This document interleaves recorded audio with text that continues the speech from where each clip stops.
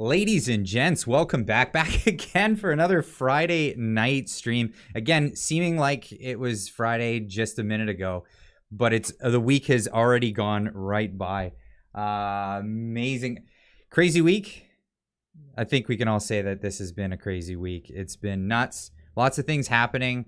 The news, not the greatest news so far this week. Had to give some bad news earlier in the week. I don't really want to get that much into that. Let's talk about some of the funny things, some of the good things that have happened throughout the week.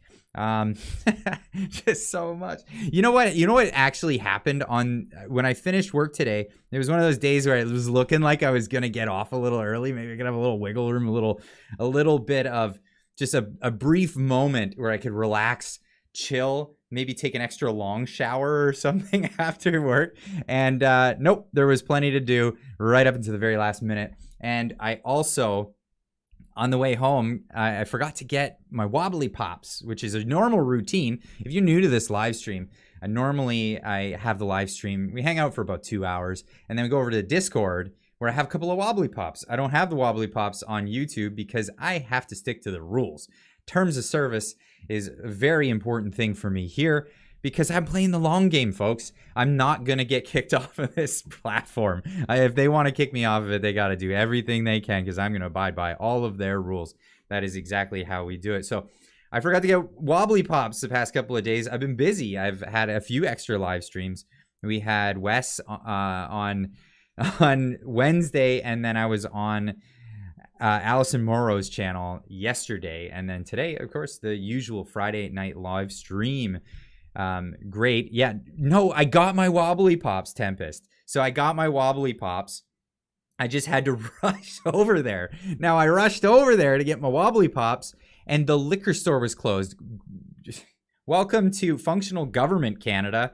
The Canadian government has a monopoly over the distribution of alcohol in the country. And while it's province by province is different, but their liquor store was shut.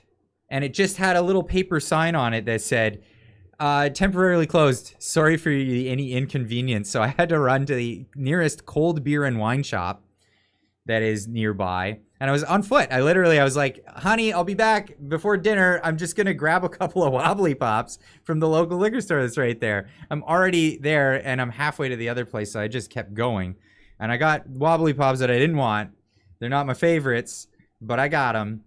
And I had to wait in a giant line because everybody was lined up there for the same reason as I was.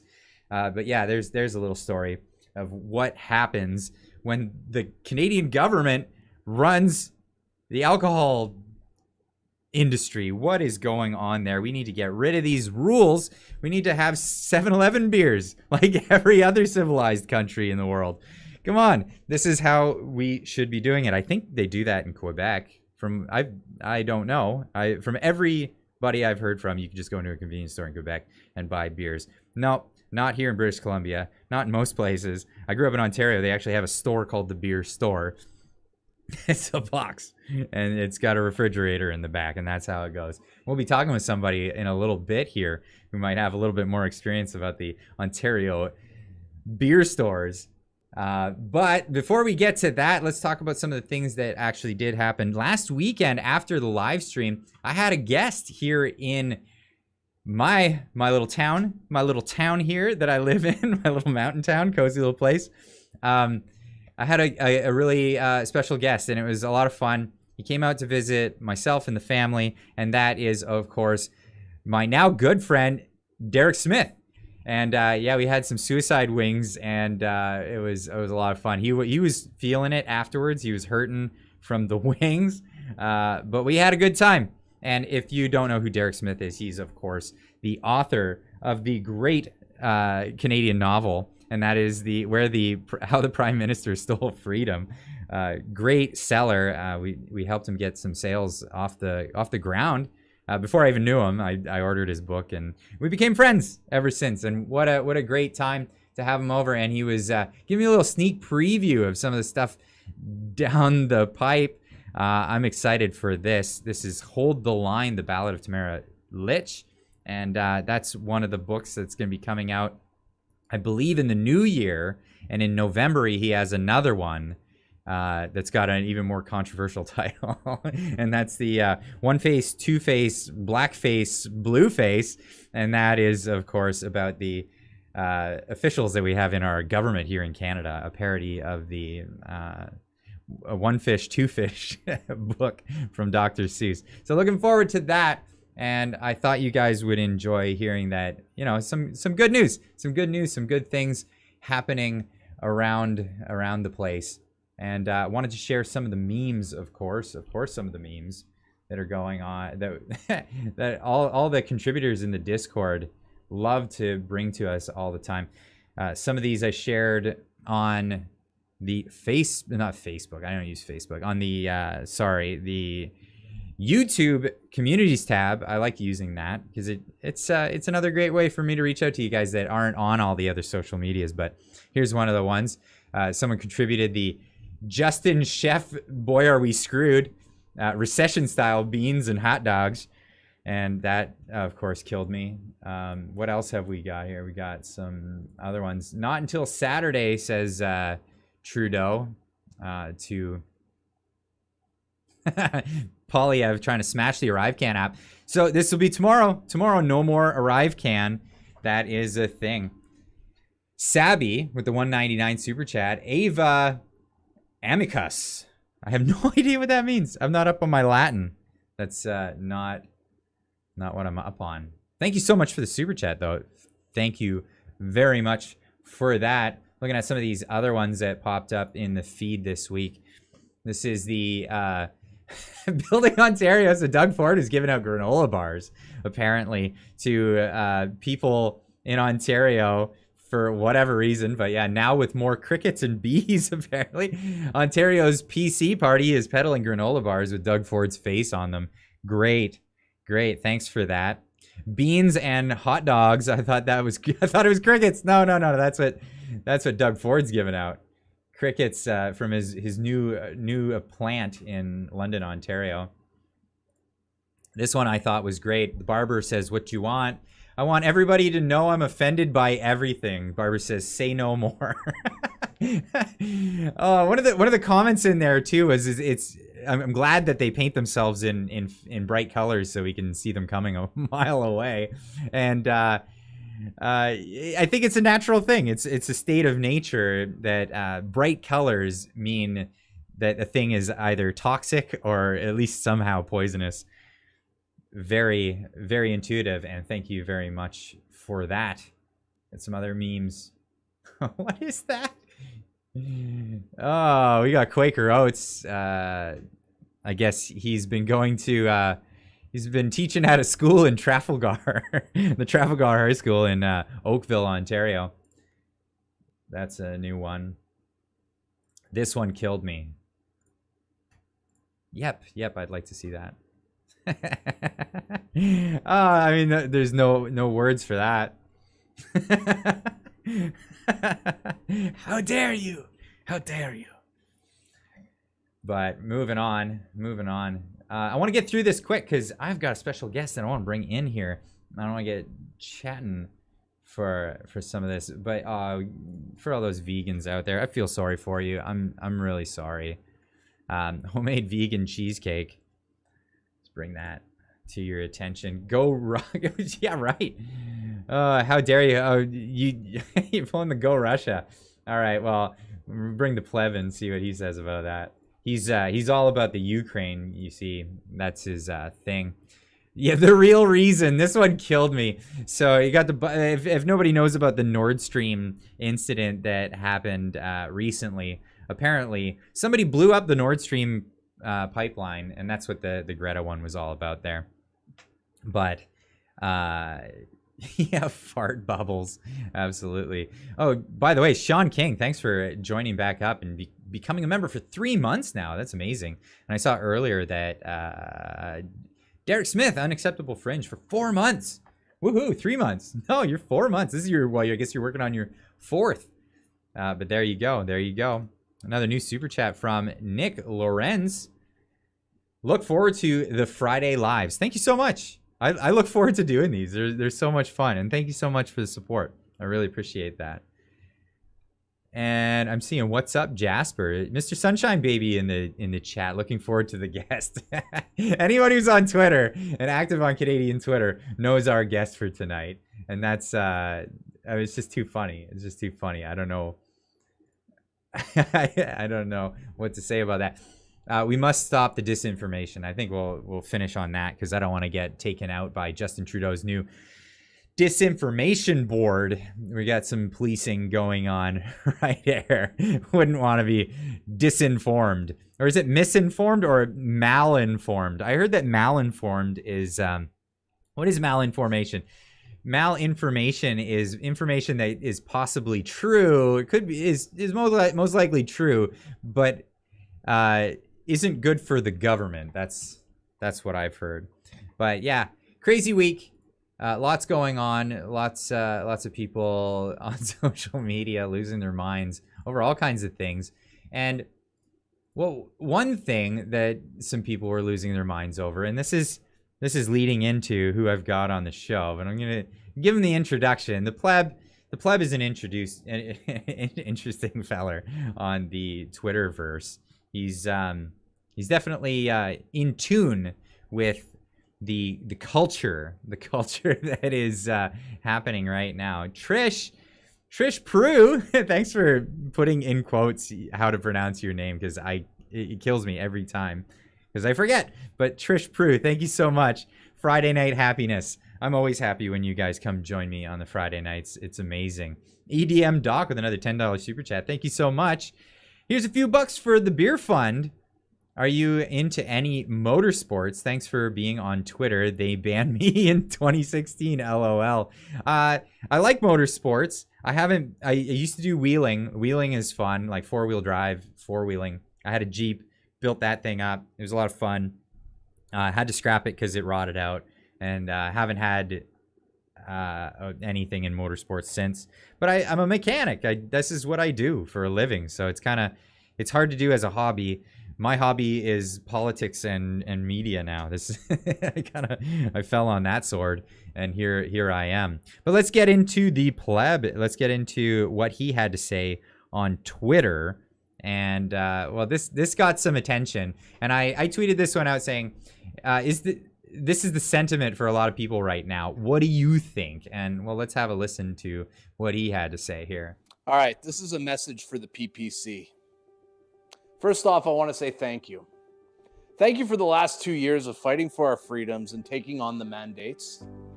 I appreciate this. I really do. And I want you to know that. I have a question for you, PPC. I got to put on Do you guys even want to get rid of Justin Trudeau? I'm not even sure. We have a really good position right now as conservatives to get this guy out with a majority. So what do you guys want?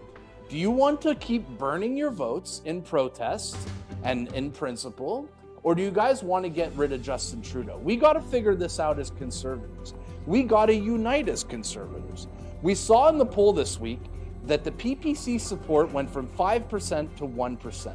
So what that is telling me is that a lot of the reasonable PPC want to back Pierre.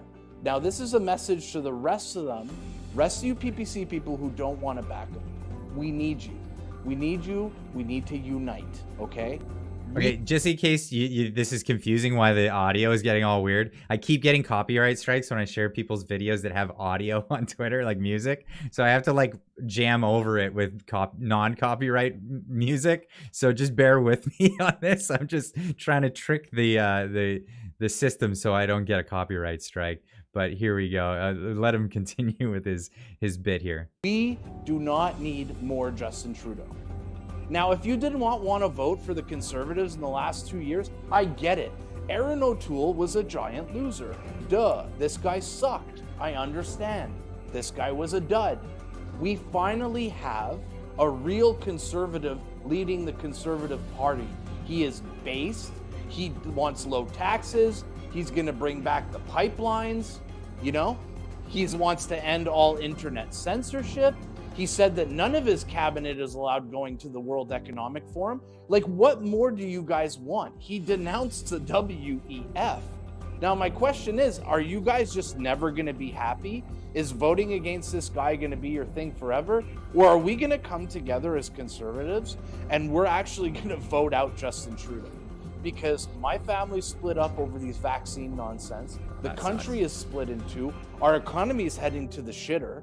Alberta is not producing oil. Canada's the weakest it's ever been. Now, do you guys want to just keep doubling down on the PPC? Or are we going to just all come together, figure this out? One united conservative movement, populist conservative movement, and vote out Justin Trudeau. The PPC has some good policies, I get that, but you are not built to win, and you do not have a winner leading you, okay? Now we have a winner. The Conservatives have a winner. We have possibly the best winner the Conservatives have ever had. I need you to back him. One term. I just want one term, okay? If he does not lead up to his promises, we get him out. I don't care if he is a conservative and he is screwing up, I will call him out on it. We need to give him one chance. That's all I'm asking you. We cannot afford another Justin Trudeau term. I am begging you. So as conservatives, we got a guy who is based. We got a guy who can win. Are we going to get together? Are we going to come together to get out Trudeau? Or are we going to just infight? The question is to you, PPC. We have one common enemy, and his name is Justin Trudeau. Your enemy is not Pierre Poilievre. United we stand. And there's some interesting words. It was provocative, but there is a bit of a divide there, and there are some people that are like, nah, I'm not gonna take it on, and I'm gonna say some people are triggered on Twitter with this one. By the way, hi to everybody in the chat that said hi to me as you came in, and we were reviewing that video. If it was confusing that the audio kept going to weird noises and weird sound, I have to trick the copyright thing into not thinking there's a song there that's copywritten. I've been dinged so many times, so I make sure to just do that weird audio thing. But anyway, hi to everyone in the chat that was saying that. So this was thought-provoking, and this is why I shared it out on Twitter, and holy cow, the replies were mixed. And some people are pissed. I don't know why people are so angry about it, but like, I think people need to chill back a little bit. I think there are some good points to be made, and well, I think we should. Why don't we just get into it? Here is the man himself, and well, let's just bring him in. Oh, he bails on me.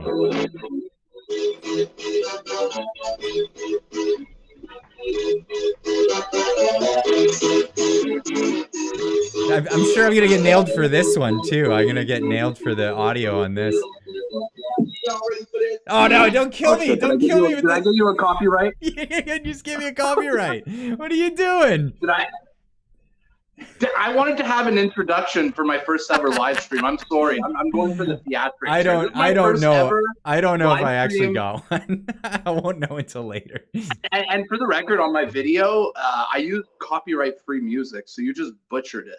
You butchered it. I butchered it. I did, but I'll put a link in the description so people can see the actual awe-inspiring speech that you did. Normally, you don't do that. Normally, you're not doing stuff where you're actually reaching out and talking like legit. You're normally just, you're trolling people. And you do a thing that I think is really funny. And a lot of people don't understand about culture jamming and what culture jamming is. But you pose as a lefty on Twitter, and you confuse people by jamming what it is their message actually is. Yes, well, for forever, I was just some regular, average conservative dude in the comments who just get, angry, I was like every other guy, just like an angry dude, there's a million of them out there. I said, instead of just getting angry at these leftists, how do we beat them? And I said to myself, the best way to get into their heads is to purely mock them. So that's why I decided to become a satire account as the Pleb. I said, I'm going to be the most over-the-top leftist just to basically ridicule them right in their face. So that's how the Pleb was born. It's too funny because I'm a huge fan of Alex Stein 99, and as soon as I saw your account, I saw it for what it was. I was like, oh my god, this guy's a troll. Like, this isn't, nobody's that left. Nobody's that left.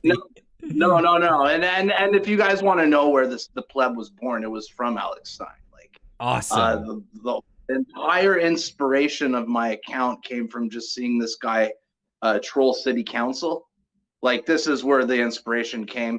And when I saw him starting to go out and troll city council, then I started making videos where I was, punking CTV, punking Chinese media, trying to bring my trolling into the streets, which I've done. If you guys have seen some of my videos where I get out in the streets of Ottawa, I'm gonna have to pull some of that up. Yeah, Alex Stein is the inspiration behind me. That's my daddy. Daddy Alex. Daddy Alex. Nice. I've got some super chats here. Let me just get into this real quick. We got an unacceptable fringe. That's Derek Smith with $100 super chat. Just jumping in there right out of the gates. Classic Pleb Holy shit, intro. Clyde has a sugar daddy. Clyde's got a sugar daddy. Clyde has a sugar daddy from Alberta. He came all the way out here and bought me and my family food. It was great. It was great. What a guy. Anyway, classic Pleb intro. Pleb for PM. Clyde for deputy PM. Gonna be the best yet. Have a great show, guys. Have a great show, he says. I got another super chat. What do you want to talk about today, Clyde? What are we going to talk about? I've never done a live stream with a big YouTube account. Like, what are we going to talk about? We're going to talk about all kinds of stuff. But number one thing, Friday night is my gift back to the community. So we're not gonna be just concentrating on the Pleb here, okay? So this isn't all about the Pleb. This is about about the Pleb. This is about the community. Okay, you know what? I'm going to show your fans right now how generous. Let's go read some chats. Okay, well, I'm going to read another super chat right here. Alta Peasley says just gives a $6.99 super chat. You didn't, no comment, just thank you so much. Thank you so much. Amazing. Make it rain on Clyde. Let's go. More super chats. Make it rain. Make it rain. Let's go. We'll make Clyde look like he's Zelensky begging for money. Oh America. God. Get you up on the stripper pole. That's the thing. Come on, Clyde, dance, baby. I really appreciate it. Throw some super chats in here. I really appreciate it when people help out and donate or super chat or all that stuff. But I don't e-beg. I'm never gonna do that. That's not my purview. Especially Zelensky it's just style. Funny to watch them make it rain, like you're like a YouTube stripper and they're just like throwing money at you. It's funny. Oh God, that's definitely some imagery going on there. But this is a time that I take to go over some of the stories that we've been talking about in the news throughout the week. And I thought this story would be right up your alley because this is one I covered earlier this week. And this is out of a little tiny town in British Columbia, a little tiny mountain town called Squamish, BC. And this hero, right? This person is a hero because they've dealt with all kinds of oppression over the years. I mean, we've had people like Martin Luther King do stuff. I don't know. Have you ever heard of the guy? I don't know. Mahatma Gandhi. He did a few things. Nobody remembers what they were. Rosa Parks. She I don't know, something about sitting on a bus. Anyway, this individual, they had a really hard time and they're really standing up for their rights here. And that is because, well, they're non-binary and they went into a barbershop and that barbershop is a male-only barbershop, and they said, "I want a haircut." It was a non-binary person. I can't. They. What's non-binary? Is non-binary when you're like not sure? Like you might be a guy, you might be a girl, you're just undecided. Is that kind of what non-binary is? Not gonna lie. I don't. Because there's gender fluid. I think there is gender fluid. There's the gender fluidity. And then there's the binary. So if you're binary, I mean, you can only be one half of the binary. You're not ones and zeros, right? I guess this individual is ones and zeros. They're non-binary, so they can be both. So they wouldn't give this person a haircut? That's kind of a dick move. Yeah, well, let's get into this. Why would you give them a haircut? So just a few months after returning to Canada after living abroad, Lindsay Petley Reagan decided to move to Squamish. Petley Reagan, who self-identifies as non-binary, said her previous... going with the pronouns. I forgot, by the way, Pleb, I forgot to put your pronouns in the... Yeah, you didn't even introduce me as the pleb, he, him. You just Clyde Bigot. I'm going to get the Human Rights Tribunal after me, I'm sure. But they said they previously lived in Vancouver, which they described as queer-friendly and liberal. When they came to Squamish and saw the Rainbow Crosswalk in the heart of downtown, they expected to be welcomed just the same. I guess they assumed it's liberal, because that's part of the description here. In need of a haircut, Petley Reagan entered the Chicago Hair Gallery, which is just a few steps from the crosswalk. I went in with very high expectations that I could probably just sit down and get my hair cut right there. They said, I was just shocked when he had no hesitation at all. He said, no, you can't get a haircut here. After some further discussion I think means, can I talk to the manager? Something along those lines. I guess you're reading the chat there off to the side. That's what you're I'm reading the chat. I'm having a good time. Clyde, the people are telling you to start an OnlyFans, and I might be inclined to agree with them. I'm not even going to lie. Oh, but for real, OnlyFans has been human trafficking. I don't know. I don't want to be human trafficked. The pleb is loves everyone. I love everyone. So like when I read stories like this, I find it a little messed up. You know, like I have no hate for anyone except Justin Trudeau. So when I see stories like this in 2022, I don't like it. I don't like it. Okay, so let's hear from the barber, right? The barber Tony Bortolo, who also owns Chicago Hair Gallery, said he caters to men exclusively. I wanted to keep this as a barber. I wanted to keep it as a barbershop, strictly as a male barbershop, Bartolo said, adding that he has been a barber for approximately 53 years. This is a barbershop, and I do male hair. It is as simple as that. 53 years. I think that's longer than there's been a road into that town. This is a little logging town in the middle of British Columbia. So he's a 53-year veteran barber. When asked if perhaps someone with short hair might be deemed the best person he would be the best person to cut the short hair, he responded, that's true. But I also said that female saloons could be able to do that sort of hairstyle as well as him. Bortolo offered to Petley Reagan that if they could not find another barber and find another place that would cut their hair, this gets really confusing. The they and their, when he would cut their hair. See how difficult this is? See how absolutely difficult this is for me? Like I'm struggling so hard. I'm struggling. And I mean, I'm dyslexic already, but like just getting through these sentences is just, it's so much work. Anyway, he basically said, now if I happen to give one female a haircut and then another female, then all of a sudden I got a lot of females that want short haircuts and they're in here, said Bortolo. Now I've got all these females and my customers, my all male customers, have gone away. I'm gonna lose my customers, and that's his thing. He believes that he should have the right to have a male exclusive barbershop. Do you think that's right in Canadian society today?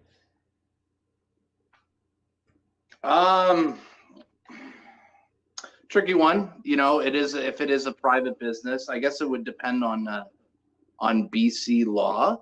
What I don't get is like, why do you keep insisting to go get your haircut at places that don't want you to get your haircut?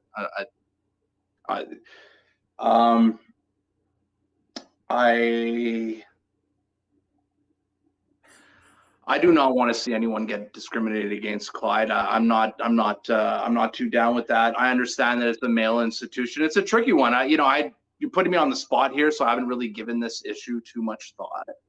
But I'm sitting here wondering if you're gonna hit this at the. I'm wondering if you're gonna hit this as the pleb, or everyone and not be, Or are you? I'm wondering if you're gonna tell me your opinion as the pleb, or are you gonna tell me as yourself? And it's always like a hit or miss. I'm wondering what side of it I'm gonna get from you. Well, I'm gonna talk to you normally tonight. I'm not. Okay, I'm not saying. We're gonna have a chat like man to man tonight. I'm not gonna fuck around too much. Okay, perfect. No swearing. We got another super chat from Alta Peasley for $6.99. I'm not a super fan of techie stuff. Facepalm. If I have to go at $6.99 at a time, can someone help me? Oh, so Alta Peasley's having a hard time with the super chats. Can only do $6.99 at a time. Can't increase or decrease, unfortunately. Maybe somebody in the chat will help you. Hopefully we can get there. Anyway, so from a real perspective, on Twitter, there was a lot of comments saying, well, if you're non-binary, why don't you go to a non-binary exclusive place? This is a male exclusive. Would this individual be allowed into female only places? So there's female only gyms, and that's a normal thing. People have we've seen these prop up from time to time. There was one in my town. It didn't survive the COVID thing because a lot of gyms got hurt real bad during that.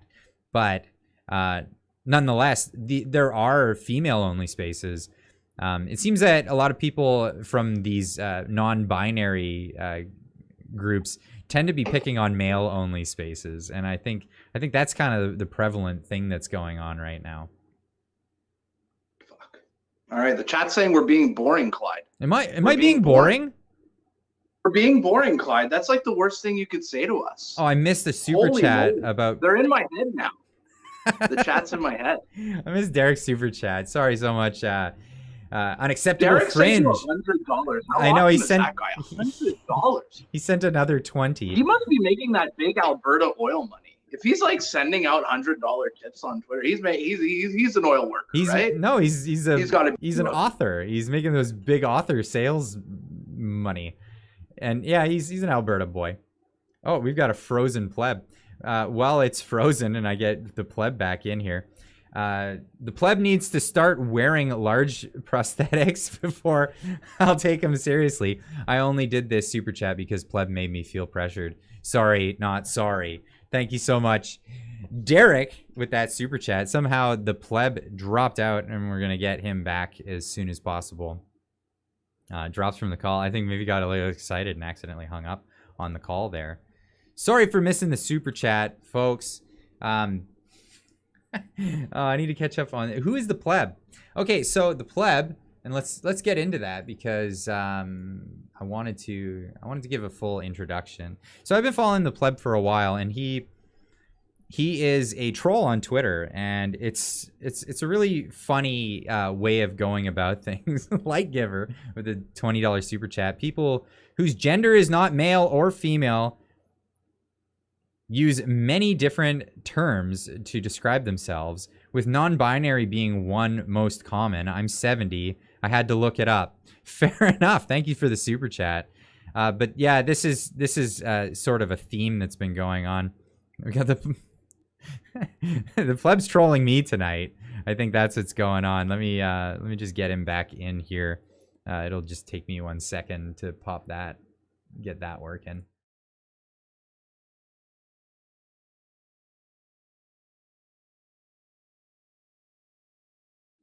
I think we should be good now. Solid.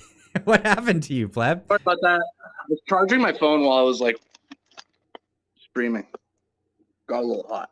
Your phone overheated. All right. Yeah, man, we're running this on a phone. You've got that. So, pleb, people in the chat are asking. Go ahead. So, this is the most unorthodox interview or live stream ever. Yeah, I think so. You're with the pleb tonight, man.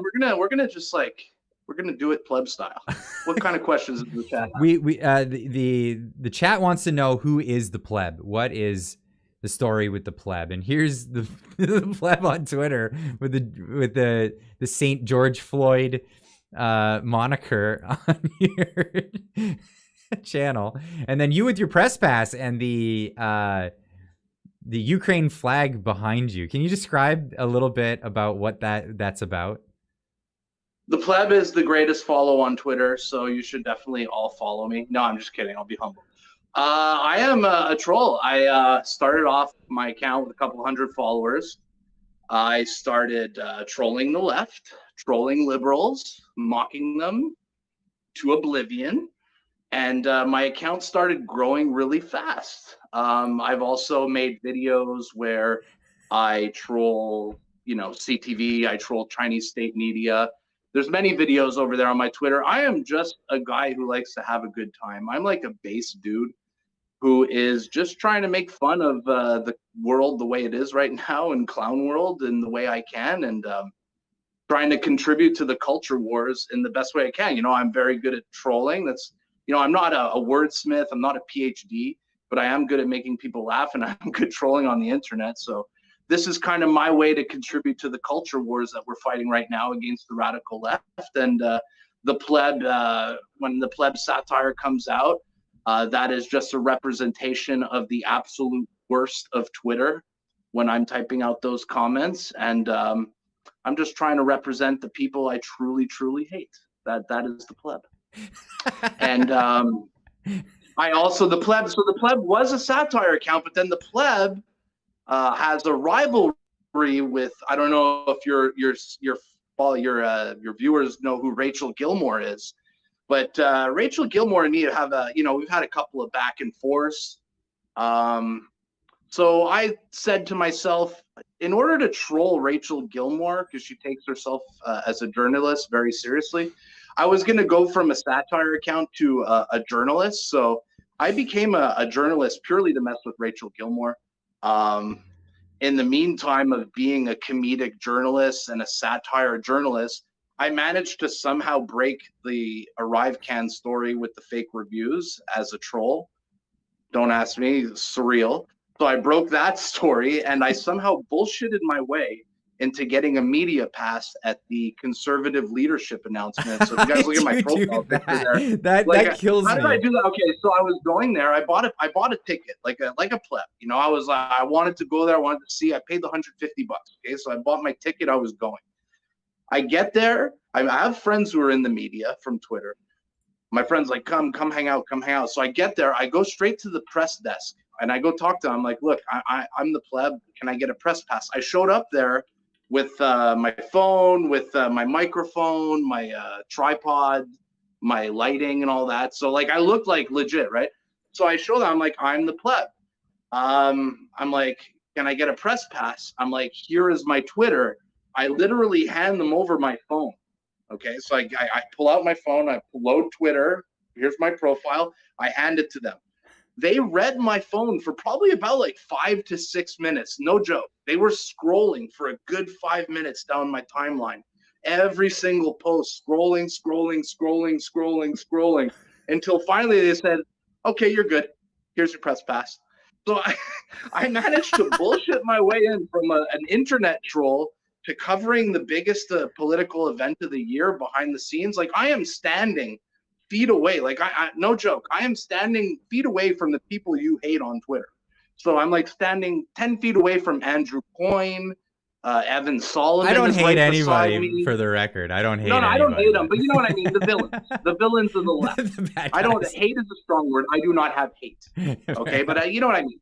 The villains. The villains of the left. They're just like Punchy McGregor. I'm like, hey man, I'm a truck driver troll from Twitter, and I'm sitting away from like people who are considered pretty serious, like real journalists.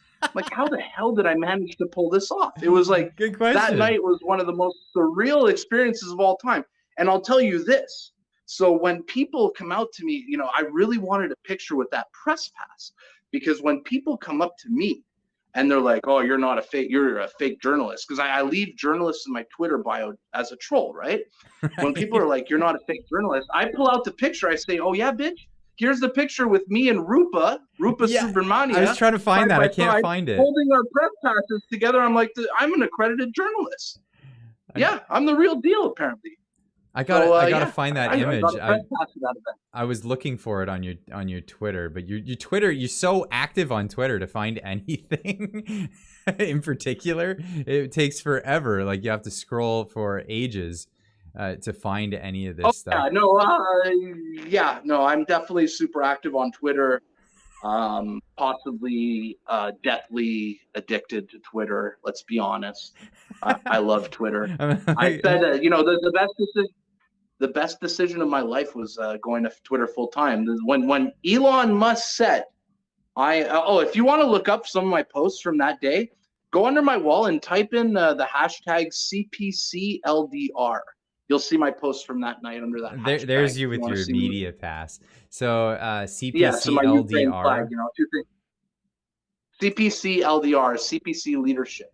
So I can't search your profile on the web version. I have to do it on the mobile version. That's the unfortunate. The mobile version is much easier to search. Anyways, you search that, you'll see all my posts there from the night. I try to keep hashtags to organize things, but yes, I do post a lot of content. So it is hard to. Actually, it's hard to keep up for sure. That's why I'm always bumping old videos, retweeting. What was the hashtag? CPC. CPCLDR. You have to do that under my wall to see my posts of CPCLDR. Because now you're. Oh, because this will be the greater CPCLDR. You won't. Yeah, maybe there's some stuff. Maybe there's some stuff I can't show on YouTube on this. No. Actually, you know what, Clyde? When you were saying earlier on the chat, I don't want to break the rules. I don't want to. I'm the same way on Twitter. I don't curse on Twitter. Yeah. I don't. I try not to start extreme fights with people. I don't curse. I try not to break any rules because you want to know why? Because they want every single reason to ban me off Twitter, right? Exactly. They want every reason to get rid of me. So to me, it's a game. It's a game of not getting banned off Twitter with them. Because I know the more I stay in line and the longer I survive on Twitter, the more pissed off they are. So we got to stay in line to keep on winning. You don't win in this game if you're banned. No, that's it. And that's what I keep telling people. I'll stay. I'm going to be on YouTube. This is my platform, and I'm going to stay here as long as I can until they ban me off of here, and I won't give them a reason to do it. So CPC. LDR. Yeah, you could plug some videos. Look at me. I'm doing videos on Press Row.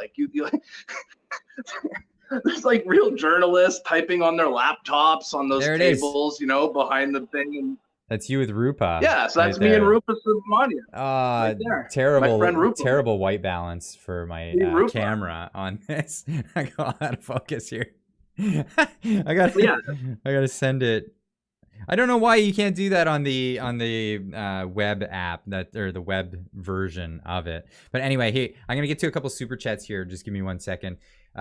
Just a dildo with a $10 super chat. When somebody says I identify as, they really mean to say I pretend I am. Don't eat the bugs. Don't eat the bugs. So stay away from the bugs. I lost it. Chat keeps moving so fast. Chippy's ATV with a $10 super chat says, 2 genders, Tim, bit, or donut hole. I like that. Chippy's ATV also with another $5 super chat. Anything else is a Windows error. I like that. Someone else saying, Clyde, roll the clip. Speak to the truth. What? Roll the clip. Speak to the truth. Which clip? Which clip are we talking about? Sorry, the chat sometimes moves too fast, and I won't get to it. But so this is what you do. That's us right here. Clyde's face reaction to me on my phone. It's so funny. So, watching your face. Go ahead. Yeah, just looking at your timeline is hilarious. Unfortunately, I couldn't find that stuff on my laptop version here, but yeah. So the idea is to go out and troll the left by pretending to be them, but be more left than they are. Essentially, that's the gist of what I get out of it. And So, I mean, Twitter, and I used to tell people on this channel, I go to Twitter so you don't have to, and I go check out the news, because I always liken Twitter to being like having an intellectual conversation with a chihuahua behind a chain link fence. Like, that's really all that's happening. You're not getting through to anybody, really, if you're actually trying to be, genuine about something. And I think that you and the people who do culture jamming have really found an interesting way of communicating with people, but by doing it in a very subversive sort of way, by going around the whole conversation, and then just showing people how they're actually behaving to themselves by going over the top with their own behavior to them. Well, the way to beat the left is what they say. You got to take a mirror and you got to put it right in front of their face, and you got to let them talk. And that's what I'm doing. I'm the mirror, except I'm amplifying. I'm amplifying what they're saying. Yes.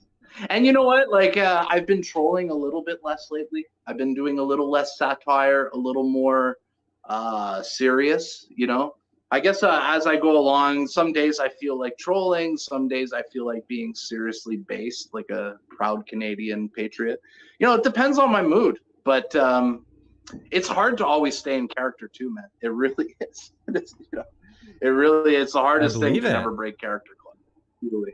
Well, even Alex Stein doesn't stay in character all the time anymore. Like, he's got his persona, and then his real person, who's persona non grata, and that's kind of the thing that's going on. It seems like you're doing a bit the same, rather than breaking it up between accounts. I think that's smart. Well, you see, like, I could go from absolutely ridiculous to I could drop a video like I dropped 2 days ago, which was very serious in tone and was a serious message to the conservative base.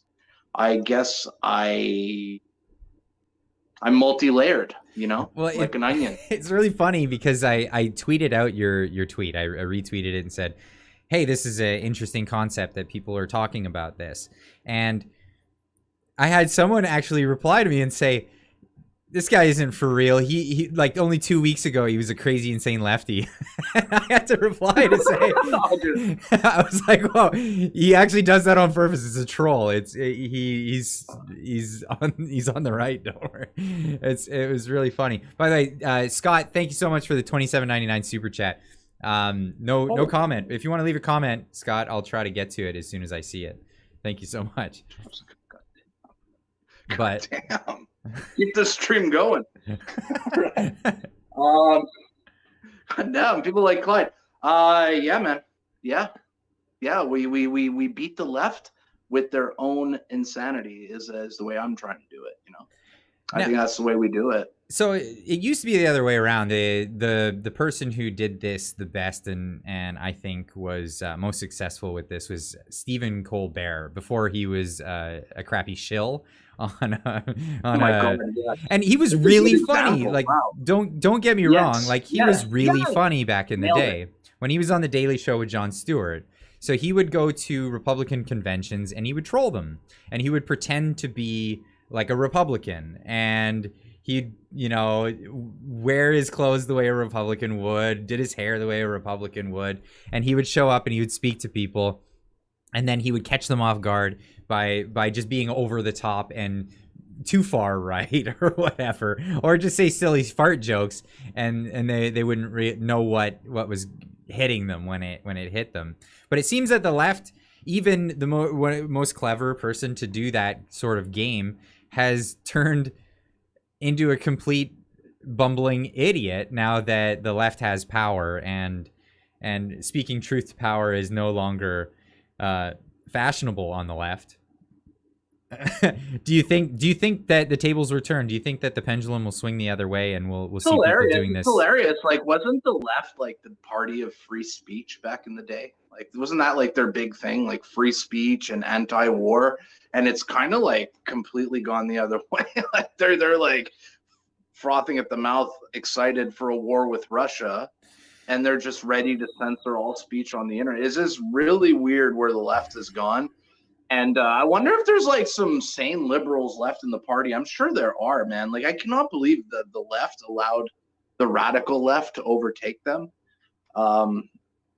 Because I myself, I'm a conservative dude, but I think I have some. I think probably like you too, probably have like some. I'm pretty socially liberal in life, and to see, and I agree with some of these things on the left, and but I mostly agree with things on the right, and to see these people just completely turn into an insane clown show, killing all credibility. They have zero credibility. I don't even know how many years it's going to take for them to repair the damage that they've done, allowing like the radical left to overtake the public discourse like it has in the last couple of years. Yeah, I think it's an interesting sort of dynamic. Like the pendulum has swung. I remember in the 90s growing up and the pearl clutching church moms. Oh my goodness, they can't have them playing video games that have like, death scenes or whatever in them. And there was a lot of like trying to squash free speech in certain ways coming from the right back in the day. And that was a realistic thing. And then we had, of course, the George Bush era, and we had the neocons with the crazy, let's go to war with everything possible. And we had that era. And it seems that like the pendulum has swung. But it seems like a lot of the free speech people are still the free speech people. They haven't really shifted. There's like this center of the political spectrum, from right to left. And it's just the Overton window's been moving like this. The public zeitgeist. Honestly, Clyde, let's be real. Donald Trump broke their brains. Like before Trump, these people were not this crazy. Trump did something to these people that this guy has some magical powers, because he made like most of them go absolutely insane. I've never seen people. This guy's been out of office for 2 years and they're still crying about it. Well, they're worried he might go back into office because he's eligible. Well, he's eligible to go back into office, so that's why they're freaking out still, because they're seeing how bad of a job they're doing. I guarantee you, if he wasn't eligible, they'd still be talking about him. They'd still be. Do you think so? They talk about him in Canada. They talk about Trump in Canada like it's a bad thing. Like, this guy's a Trump supporter. We saw, I remember, during the convoy and other, Canada Day, the Canadian media will make a big deal about, seeing, a Make America Great Again flag at, a protest. That's, a big controversial thing if that happens in Canada. What a ridiculous country we live in, to be honest. That's how left this country is. And, okay, to be fair, and I'll play some devil's advocate. Hold on, I'm grabbing another beer. Okay. I wanted to okay, so play a little bit of devil's advocate. I saw that there was Trump 2024 flags or whatever at the Freedom Convoy. There was a few of them. I mean, it's not a lot of people. It was a couple of people. Cheers, Pleb. Don't get me kicked off YouTube with that stuff. It's a soda pop. Something like that. But yeah, I refrain from having the wobbly pops until after the stream. That's when I go to Discord and I chat with the community. Okay, are we not allowed to have a beer on a live stream? Is that no? Monetized? I think you're okay. But it's you're not supposed to be willy-nilly getting drunk kind of stuff on YouTube. Oh no. I think people used to do drunk streams and then they cracked down on that because there was seen me on Twitter, Clyde. You know that I'm very you're tame. Yeah, absolutely. You see me on Twitter. I won't get out of hand. Come on. So anyway, I save my wobbly pops until after. That's what I do. Anyway, just playing it safe. But what was I even getting? I was on a thought there. You're very good at that. You're very good at taking people and just shifting gears so quickly and taking them away from the thing that they were trying to portray. And that's maybe it's a good segue into this discussion of how you can do that on Twitter. Since I forgot what I was going to say anyway. You're very good. You're very good at this. And you're talented at and trolls particularly have a very good way at communicating, but also shifting gears, switching the dynamic, and they're using techniques when having a political discussion and someone attacks you to turn it around and attack right back instead of going, and it's seamlessly in conversation as well, rather than going on the defensive, just go straight back into attack mode like a Rottweiler. So how do you pull that off? Twitter's a cesspool, man. Twitter is a blood sport. when you're playing the stakes I like to play on Twitter, man, you gotta be ready. You gotta be ready. You know, half of Antifa on Twitter has me blocked, which is funny.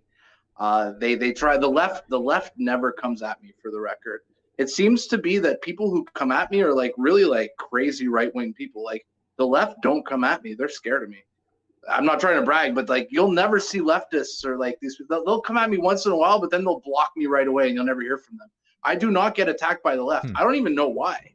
You do not see a lot of left. Like this week is like the first time in like my Twitter where I've like been onslaughted with, and it's all these ridiculous PPC people, like these hardcore PPC people have been attacking me this week. But yeah, I don't usually get attacked by leftists. Well, let's get into that then. I don't know why. So there's a lot of people from PPC followers. So like, I like to tell people that I try my best to be impartial. Obviously, I have my biases and I think a particular way, but I try not to be a team player as much as I like to be a principled person. And I have reasons for why I make decisions and why I would vote a certain way or something like that.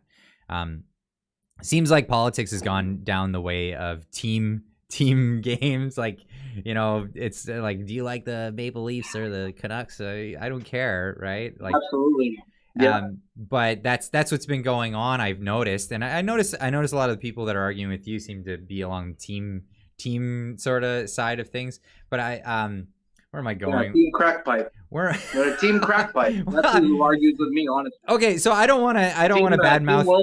I don't want to badmouth. Joking. Yeah, I don't want to badmouth people who support. I will. You don't have to say anything. I will. You guys are some crazy ass people, man. You really are. Are you guys trying to get Trudeau elected again? What the hell is wrong with you? Look, my family is split up over these vaccine mandates, like I said in my video. Yeah. The country is absolutely destroyed right now. We're not producing oil. Everyone around me is depressed. Like the country is very depressed and very poor. And you guys are doing things in order to get this guy reelected based on your own principles. And I just find it really silly. I find it's noble, right? Like standing up for voting on your principle. It's all noble, but to me at the same time it's childish, and I feel like these people don't know how to win, or they just don't want to win. They just want to be professional protesters or something. They just want to be protesters. They don't want to have a seat at the table, and that's kind of like what my message was to them this week. Like, do you guys want a seat at the table? Do you guys want to get? Do we all hate Trudeau? Can we at least agree here, everyone, that we all hate Trudeau? Can we all get on the same page? And some people seem to on the PPC seem to hate Pierre more than they hate Trudeau, and I find that really weird as conservatives. I don't know what you think about that. I have a hard time with that one. So I have a lot of people that keep harping on about the World Economic Forum connection. It doesn't seem that connection is legit, in my opinion. Like I don't see he said he wasn't part of the World Economic Forum. He says he doesn't want to be. He's expressed this even before it was a hot button issue. Like he actually did. There's recordings of him in Parliament actually speaking out against the Billionaires Club, the World Economic Forum, ahead of time. So I think that one we can reasonably say has been dispelled. There's a lot of people who are still holding on to that. I don't know.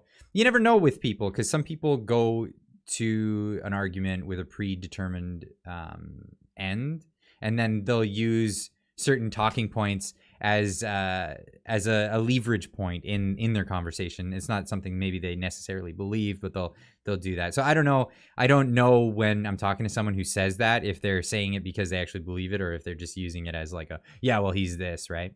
But I don't see any arguments for why you would dislike Pierre Poilievre.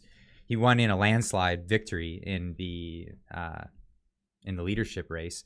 If you disagree with some of the things he says, I could understand that. But like I said before, there's like this team player mentality. Some people just really hate him for some reason.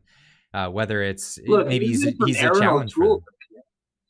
We went from Aaron O'Toole to Pierre. I mean, like we went from the most milquetoast bum, like low testosterone, low energy Jeb Bush of Canadian politics in Aaron O'Toole to like some based guy who's talking about things like the World Economic Forum. Like, we're in Canada, okay? This is like a pretty lefty country. Even like our conservatives are like pretty lefty. And for like Pierre to even come out and talk about the World Economic Forum is already pretty amazing. Like, it's pretty mind-blowing that he's even talking about these things. And then you see the PPC are coming out and they're still crying about it. Like, when have we ever had this as a leader in Canada? And they still find a way not to like him and still find a way to complain, you know? I get it. They didn't like Aaron O'Toole. I don't think anyone liked Aaron O'Toole. I don't think anyone was inspired by Aaron O'Toole. Yeah. No one was inspired by this guy. I get it. So they say, okay, last election, I voted for Aaron O'Toole. I understand. I'm not going to hold that against you. But this time, we have a guy. We have a guy that Andrew Scheer. What more do you want? What more do you want than Pierre? This is Canada. You have to live in reality. Yeah. This is about that's probably the most conservative guy we're ever going to get. Like, why are you still complaining? This is my problem with these people. You can't make them happy. It's kind of like the extreme left. You can't make them happy either. You know, it's the same people. These extreme diehard PPCs are the same as Twitter, as these Antifa maniacs on Twitter. The same thing. Same thing. Far left, far right. Same problem. So you're saying they're far right? They're the far right in Canada? Yes, they would be the far right. Yes. It's interesting because like a lot of them don't seem like far right types, but it seems like they're. I mean, we're talking about what far right. Well, they want far right. Like, they want abortion banned outright, which is not very realistic in this country. You know, right? To be honest, I know. Is that the platform of the PPC? I wasn't aware that was the platform of the PPC. Well, I thought like they wanted no abortions, like no UN, no WHO, and all that. Like, we got to live in reality, you know. We're a G7 country, man. Right. Like, we still got to work within NATO. We still got to work within these, you know, globalist type systems. This is how the world works, you know, and we're a competitive economy on the world stage. We got to play the game. You know, you can't live in fantasy land. Yeah. This is what I don't get with them, you know. So this is a conversation I actually had with Mr. Sunshine Baby, because he was talking about Maxime Bernier. He's like, I don't know, when he said we don't want to like trade with the world, I was kind of off on that one. We can't be like some isolated country. And I was like, whoa, I think you got the wrong impression here. Obviously we're going to trade with other countries. It's just we don't want to go on a globalist agenda where it's like it's all run by a central authority. And that's I do have sympathies for a lot of the positions from the PPC. Absolutely. Like, so I want to bring that to the Conservative Party. This is what my contribution, I think, would be, is to and this is where I think I differ between people hardcore supporters of the PPC and the Conservative this is where I differ between them, like hardcore supporters and myself, is I see the CPC as a party that can get in. Like, they're pretty much a shoe-in for the next election. Like, yes, exactly. And my goal now is to affect change within that party. Like, let's get rid of establishment cronies. Let's get rid of the people who have led us astray, the people who ignored the wants and the needs of Canadians throughout, you know, the past decades. Career politicians that just don't care about anything except getting to that next election. We're willing to lie, change what their stance is, all of this stuff. Get rid of those people.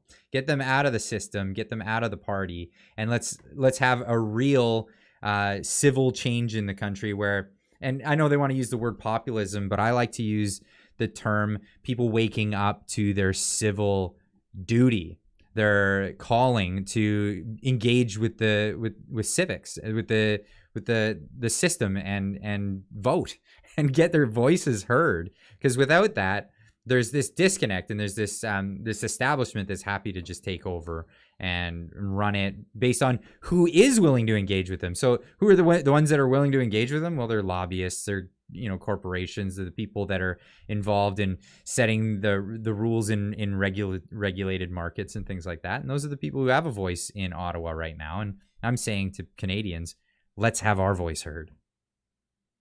Well, I get where they're coming from, where they don't want to have like unelected people calling the shots in our country, like the WHO calling shots in our country. I get that. They don't want these organizations to make decisions for us as Canadians, and I understand that, but we still got to work with other countries, man. Like we all got to work together. I'm not saying we don't all make, we're not all as one government, but we all got to work together too. There's got to be a compromise somewhere in the middle. We can't live like North Korea. I don't know what he's talking about, like not trading with other countries.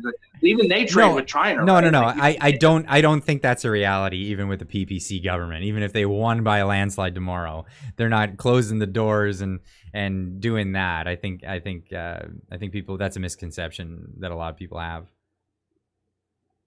No, I agree. Like I agree with a lot of the things they're saying. I agree with a lot of their platform. I'm not a big, climate change guy.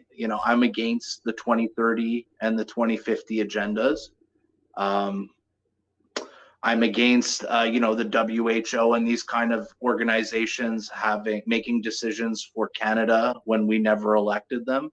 I get it, but I also realize that I live in Canada, which is a libtard country, and we're going to have to basically put a platform forward in order to get elected in this country. Right. And we need to live in reality. We have to live in reality in order to make this happen, and we have to make compromises in order to make this happen. And that's what politics is. And I feel like when I talk with some of these people, they don't have real political sense or understand how to win. To them, it's just principles, and they'll go to the grave with them. And it's noble, but I mean, you want to just be a noble loser, or do you want to actually win your seat? Do you want to get Pierre in and then try to start instituting the change? You know what I mean? Right. One step at a time. You're not going to gain, but you got anyways. That's what Kevin was saying the other day. The Mark Friesen guy was saying the other day. They want Pierre in. They want Pierre in. That's what he's saying. I want Pierre in so that they can expose themselves as globalists. I'm like, okay, Mark, cool. How about you help us get him elected so that we can help you fulfill your prophecy of them exposing themselves for the scumbags you claim they are. So who's this guy that you're referring to? Get Trudeau out. We're on the same page. The Mark Friesen guy, whatever the guy was going back and forth with this week. Okay, I don't know who he is. But it's like a Buffalo member party guy from Saskatchewan, ran for the PPC. He's known within the PPC circles. People are very insulted that I didn't know who he was. And I'm like, I'm not a super political guy. I'm like Mr. Sunshine Baby.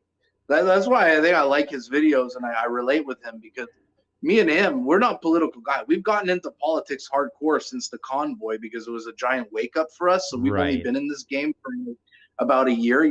I just got my first house just like he did, so I'm kind of in the same place in life as he is, and I relate to him. My understanding of the world is probably pretty similar to his. And so I've only been people in the chat giving 9 Jasper a hard time right now. What?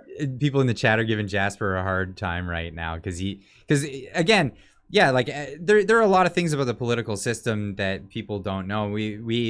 I had a chat with Mr. Sunshine Baby, and there was a lot of opinions that he wasn't aware of. He just wasn't aware of other people's points of view on certain things, and it's funny because I know things are hyperbolic, and you're in the realm of hyperbole, and that's what you do. That's the game you play.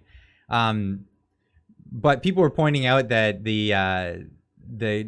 it'll be like North Korea if they get in, if the PPC gets in, is a straw man, and it is a bit of a straw man, because that they're obviously not trying to go Kim Jong-un style, but it's interesting. So the thing I like to do best is when I'm talking about somebody's opinion, especially when it comes to politics, I like to steel man their ideas as much as I can. I like to give the other person the benefit of the doubt. They thought out this idea. They're saying it this way, and I don't want to misrepresent it and make some straw man that they have to go tear down.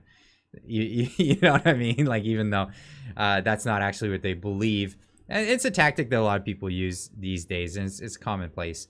But I think it's best to understand exactly where someone's coming from, and then talk to them that way. Obviously, this isn't what you do on Twitter. You're playing the team game on Twitter. You're like, I want my team to win. Conservatives all the way. Let's go. I tend to do things a completely different way. I like to understand where people are coming from, and this is why I have a lot of sympathies for people in the PPC camp. And I agree with a lot of the ideals that people have. I don't know if it's I don't know if it's the oh, language. We have Pierre Poilievre. No, we have Pierre Poilievre now as our leader. I cannot listen to these crybabies anymore. You've lost 2 elections now.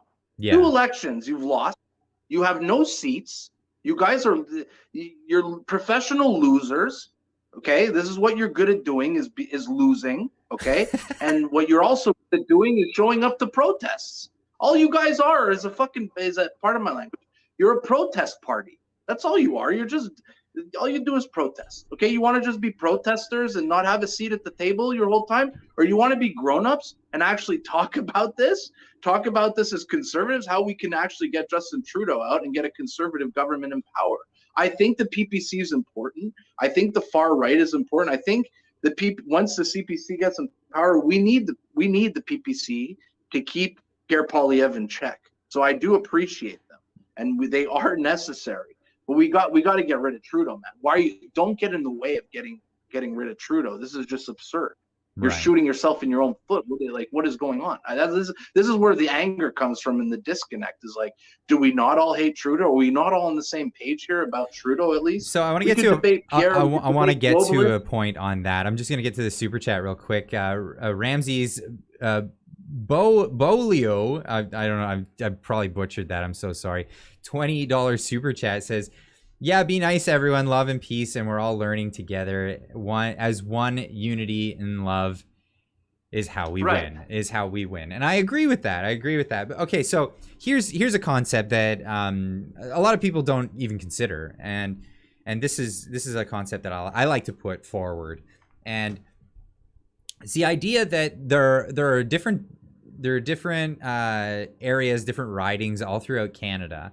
And some ridings are always, they hate the Conservatives. They will never vote Conservative. That the brand has been soured for generations to come. It's never gonna go Conservative in that riding. But there is 100%. There is plenty of opportunity in those ridings to get people to support a new party. And the PBC has more of a libertarian slant to it. Say they're an area that's disaffected liberals, disaffected NDPers, and people are like, I want an alternative, but I am never going to vote Conservative. There is a very good viable option in those ridings to prop up the CPP and say, the CPP, prop them up. The People's Party of Canada, my bad, I got it backwards, and get them elected in these ridings. Like, so you don't want to poo-poo the party as a whole and say that everyone who supports this party is totally in the wrong and they shouldn't do this. It's definitely like the gateway drug to conservatism for ridings that are totally bent on never, ever, ever, ever, ever voting Conservative. What do you think of that concept? I think the most extreme version of conservatism is the gateway drug to conservatism. You think they're just going to do heroin before they smoke a joint? Because like to me, the PPC is like, that's as hardcore conservative as it gets. I disagree. That's as base as it gets. I would disagree with that. You think they're going to go straight to, okay, fair enough. No. Okay, so it depends on who you talk to in the People's Party of Canada. There are so many people that are like, libertarian bent, really just freedom for everybody, like this whole like socially liberal, fiscally conservative sort of thing. There's a whole wing of the Conservative Party that's like that. I kind of fit in that camp. But I've danced around. Me too. Fiscally conservative, socially liberal. I'm with you. Yeah, Same yeah. thing. So there's a lot of people that feel exactly that same way, but they've been disaffected because, or they dislike certain factions of the Conservative Party, like they don't like the the ultra religious part of the Conservative Party, so they're just like, I don't like that. I'm not going to get in with that. And I do believe that there's a lot of people who are like-minded individuals. They're not all hardliners, crazy hard right individuals. You know what the thing is, Clyde, is like we had a jump in the polls on the PPC, jump from like 5% to 1%. They had like a big swing in support, right? Like, the polls, we can debate whether the accuracy of the polls. This was an Angus Institute poll coming out and saying that the PPC is at 1%. A part of me believes that there are a lot of reasonable people in the PPC, and they're already putting their support behind Pierre. So I guess with my video, like, it seems to me like in the PPC, the support that's left in there right now is really the most hardcore of PPC people. And I think that's really why my video got attacked, because the only people that are right now are just the friggin' evangelicals. And obviously, well, not actual like Christian evangelicals, but evangelical. No, like the PPC and like the PPC evangelicals. Like the rest of them are, I think most of the people do understand, like, this is our chance to get out Trudeau. We actually have a really good leader this time. Let's do it. I think it clicks in a lot of people's heads. Right. It's just a few people, it's still not clicking, and so be it. We'll probably never change their minds. And you know what? I'm happy those people are there, because they're going to keep the center, the conservatives that get closer to the center, they're going to keep them in check, They're going to keep the Aaron O'Toole's in check in our party, and they're vital. Well, I think the Aaron O'Toole's are on both sides of all three sides of the aisle. In this case, like we've got, and I mean of the mainstream, the Aaron O'Toole's, there's establishment characters. They're the Jagmeet Singhs. They're the Justin Trudeau's. They're nobody who's looking after the people. They'll give you the usual platitudes. I mean, we hear Jagmeet get on there and he says his usual platitudes about corporations and bonuses, and then Trudeau says his liberal platitudes, but they never ever follow this when it comes to policy making. And this is I think where we need to hold their feet to the fire, and this is where our job comes in, and actually keep them on that. I just want to say this: Tammy Jubinville with a $5 super chat says, "Great show, guys. We're really hitting some hard issues." Now, I don't want people to get the wrong impression. Like, I'm not really arguing with you because I'm coming from the CPC or the PPC or whatever side of things. I just, when somebody has a position and they're on that side and I'm talking, I like to play devil's advocate. I want to keep this conversation going. I want to give an idea of what the other side might represent. Sure. What their opinion might be, and I want to give them a fair shake at it too, right? So, I mean, I don't do the debate me bro culture. Like, that is just not my shtick. It's not my game. I'm not going to bring people on who just want to have a shouting match, but I definitely like to. I definitely like to give. That's what happened to me this week, Clint. That's how that Mark Friesen guy. He's like an account with like 50,000 followers. He's like got a big following within the PPC, came out and attacked me. I don't want to get into these fights with these kind of people. I don't have time for this. Okay, I don't have time for this kind of crap anymore. I don't. And I lost my train of thought. I actually was going to say something really great, and I completely lost my train of thought. But I was maybe distracted by the girl saying that this chat is like really good. Thank you. Yeah, hopefully we're making some. I'm getting called out for not calling Jugmeat by his nickname on the channel. It's Jimmy McJuggernuggets. That's his. Jimmy Juggernuggets. Just waiting for his pension. What a coward that guy is, by the way. Just waiting for his pension, selling off the country right now. Just waiting. How long does he have until his pension? Like 1 or 2 years. So he's just trying to coast to his pension. Destroy the country. This guy, horrible. Oh my God, horrible! I hate Jagmeet Singh. I don't think many people like Jagmeet Singh. This guy has the trump card on him right now. He controls the country, which is hilarious. Yeah. He could literally end the coalition and the Conservatives become the new government. Yeah. What a wild time in Canada, right? He could single-handedly he could make an election happen in this country because of the way the constitution for the NDP works. He's actually every other NDPer, because he's the leader, is beholden to follow his lead. This is just the way their constitution's written, and it's unlike any other party in Canada. So they definitely have a lot of socialist tinges to their party. Mark Garretson. Hey, Mark Garretson, I want to run against you one day. I'm warming up. All my warming up right now. Did you see Mark Garretson quote tweet me this week, Clyde? No, I didn't. Did you happen to see? No, what did he say? You did not see Mark Garretson quote the pleb? No, I didn't. He took a screenshot. Okay, go on Twitter right now. Yeah, I'm looking it up. Go right on my wall. Go look. Go. You gotta show your followers this. People who don't know me. How do you spell Garretson? How does his name spelled? Okay, me and Garretson have been I've been trolling Garretson for 3 weeks. Okay, we go back and forth. He's replied on my wall. I've ratioed this guy so brutally in the last couple of weeks. How do you spell his name? So like Mark Garrettson's like Mark Garretson. Can I even go retweet this? Fuck, I'm on the Twitter app. Oh, there you go. I got it.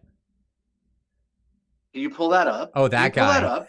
Like he called me one of PP's biggest supporters. Pull that up on the screen right now for the fans. I just know who it is. I don't know which Jerry. tweet. You saw Jerry Butts quote tweet me, right? You saw Jerry Butts quote tweet me when he called me banana muffins when I talked about the coup. You remember that? Yeah, I did. Jerry Butts came out and called me crazy. Well, then you must be disappointed in PP for jumping ship. This is some of the replies here. Mark Garretson getting ratioed by the pleb. Oh, these are all the old ratios, just destroying him. Go to Mark Garretson literally tweeted me. He tweeted me with my name, like Yeah, I'm looking.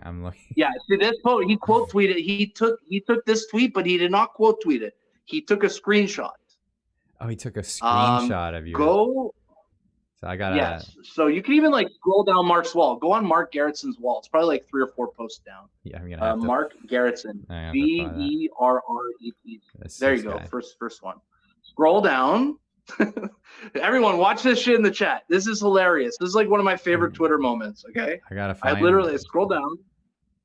Where are you, Mark Garretson? Mark. There it is. Here we go. There it is. There we go. There we go. The Canadian dollar is the biggest scam ever. You keep printing it, which creates inflation, which is a hidden tax on Canadians.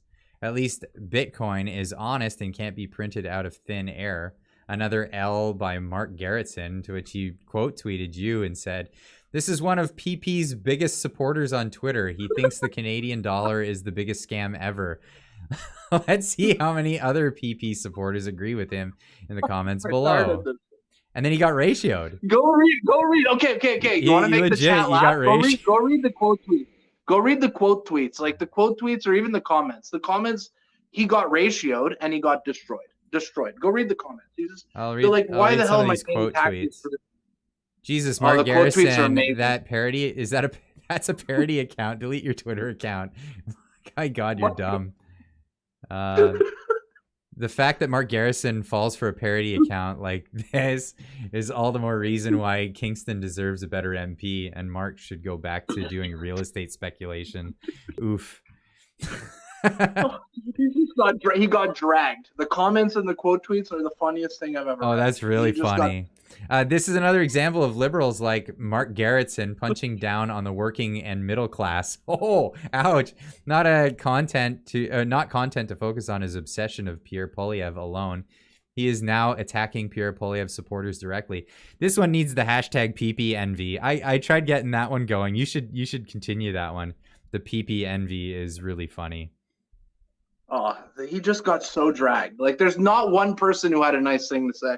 The only person who had a good comment for Mark was a bot. Like, literally. Funny. I looked at the nice comment for Mark, and I went and looked at their other comments, and it was a copy-paste of the same comment. Copy paste. So it's just a government bot. That's the only person. Okay, so this is good. So to be a student of monetary history in the future, there will be a whole lecture covering this smooth brain tweets like this. It's funny because you're a parody account, but you actually spoke some sense to what was going on. You called the Canadian... That's the funny thing. Yeah. That's the funny thing is people in the comments are like, "Yo, you're quoting a parody account, idiot." But like, what I'm saying is actually factual. So this, like, that is not trolling. Yeah, this goes. Like, I'm very serious when I say the Canadian dollar is a scam. So this goes. Truly, if you can print money out of thin air, it's a scam. So it is. So this goes to Ludwig von Mises's theory of money and credit. In his, he wrote a book called The Theory of Money and Credit, and that there was an add-on to his praxeology, Human Action, which was his treatise on economics, and the whole idea how monetary supply works and how interest rates and all of that stuff works. And you summed it up, right? You summed it up. It's inflation is a monetary phenomenon only. There's deflation can happen because of economic growth and stuff like that, but inflation is always a monetary phenomenon. And you nailed it. Money, Clyde, right now in your stream, 98% of people don't even understand how it works. No, that's the truly amazing part about money, and how money supplies work, and how Bitcoin actually fixes that and fixes the scam that is money and government-backed money. Watching the liberals just own themselves. They're just like they're making themselves look stupid. To people like me, they make themselves look stupid because I actually took the time to learn this stuff over the years. Oh, good. Myself. Yeah, you know about monetary. But most of their, of course, I understand the Federal Reserve. I've done my homework. Okay. I'm self-educated on Bitcoin. I understand like Bitcoin is probably one of the greatest inventions of all time because it takes the power away from government. And people don't understand this yet, and we're still very early. But where was I going with this? Zach Schmidt in the comments is saying, Clyde, do something. Have Maxime on your show. I would love to have Maxime Bernier on the show to chat with him about stuff. Rob Hellfire is saying, imagine all of the more important things we could talk about. We talk about Twitter for 2 straight hours. Yawn. While we're getting into monetary policy here. So some of this stuff, I think a lot of people are really... They're attacking Bitcoin. Yeah. People are attacking Bitcoin right now. The liberals are attacking cryptocurrency, and they're attacking Bitcoin, which shows how ignorant the people they're pandering to are, essentially, because these political attacks, like attacking Bitcoin, like these people don't even understand how market cycles work. They're like, look at the Bitcoin crash. They're not even zooming out on the chart. They're looking at like a 6-month or 12-month time frame, and you're seeing like a dip. They don't even look at the whole chart and see Bitcoin going up over time. They're being dishonest, and I love calling them out. And this stuff is working on dumb people. So I do view Bitcoin as a bit of a so let's just talk about cryptocurrencies for a moment. Sure. I'm not a crypto buff. I'm not a crypto guy, right? Either I'm not a crypto buff at all. But I do.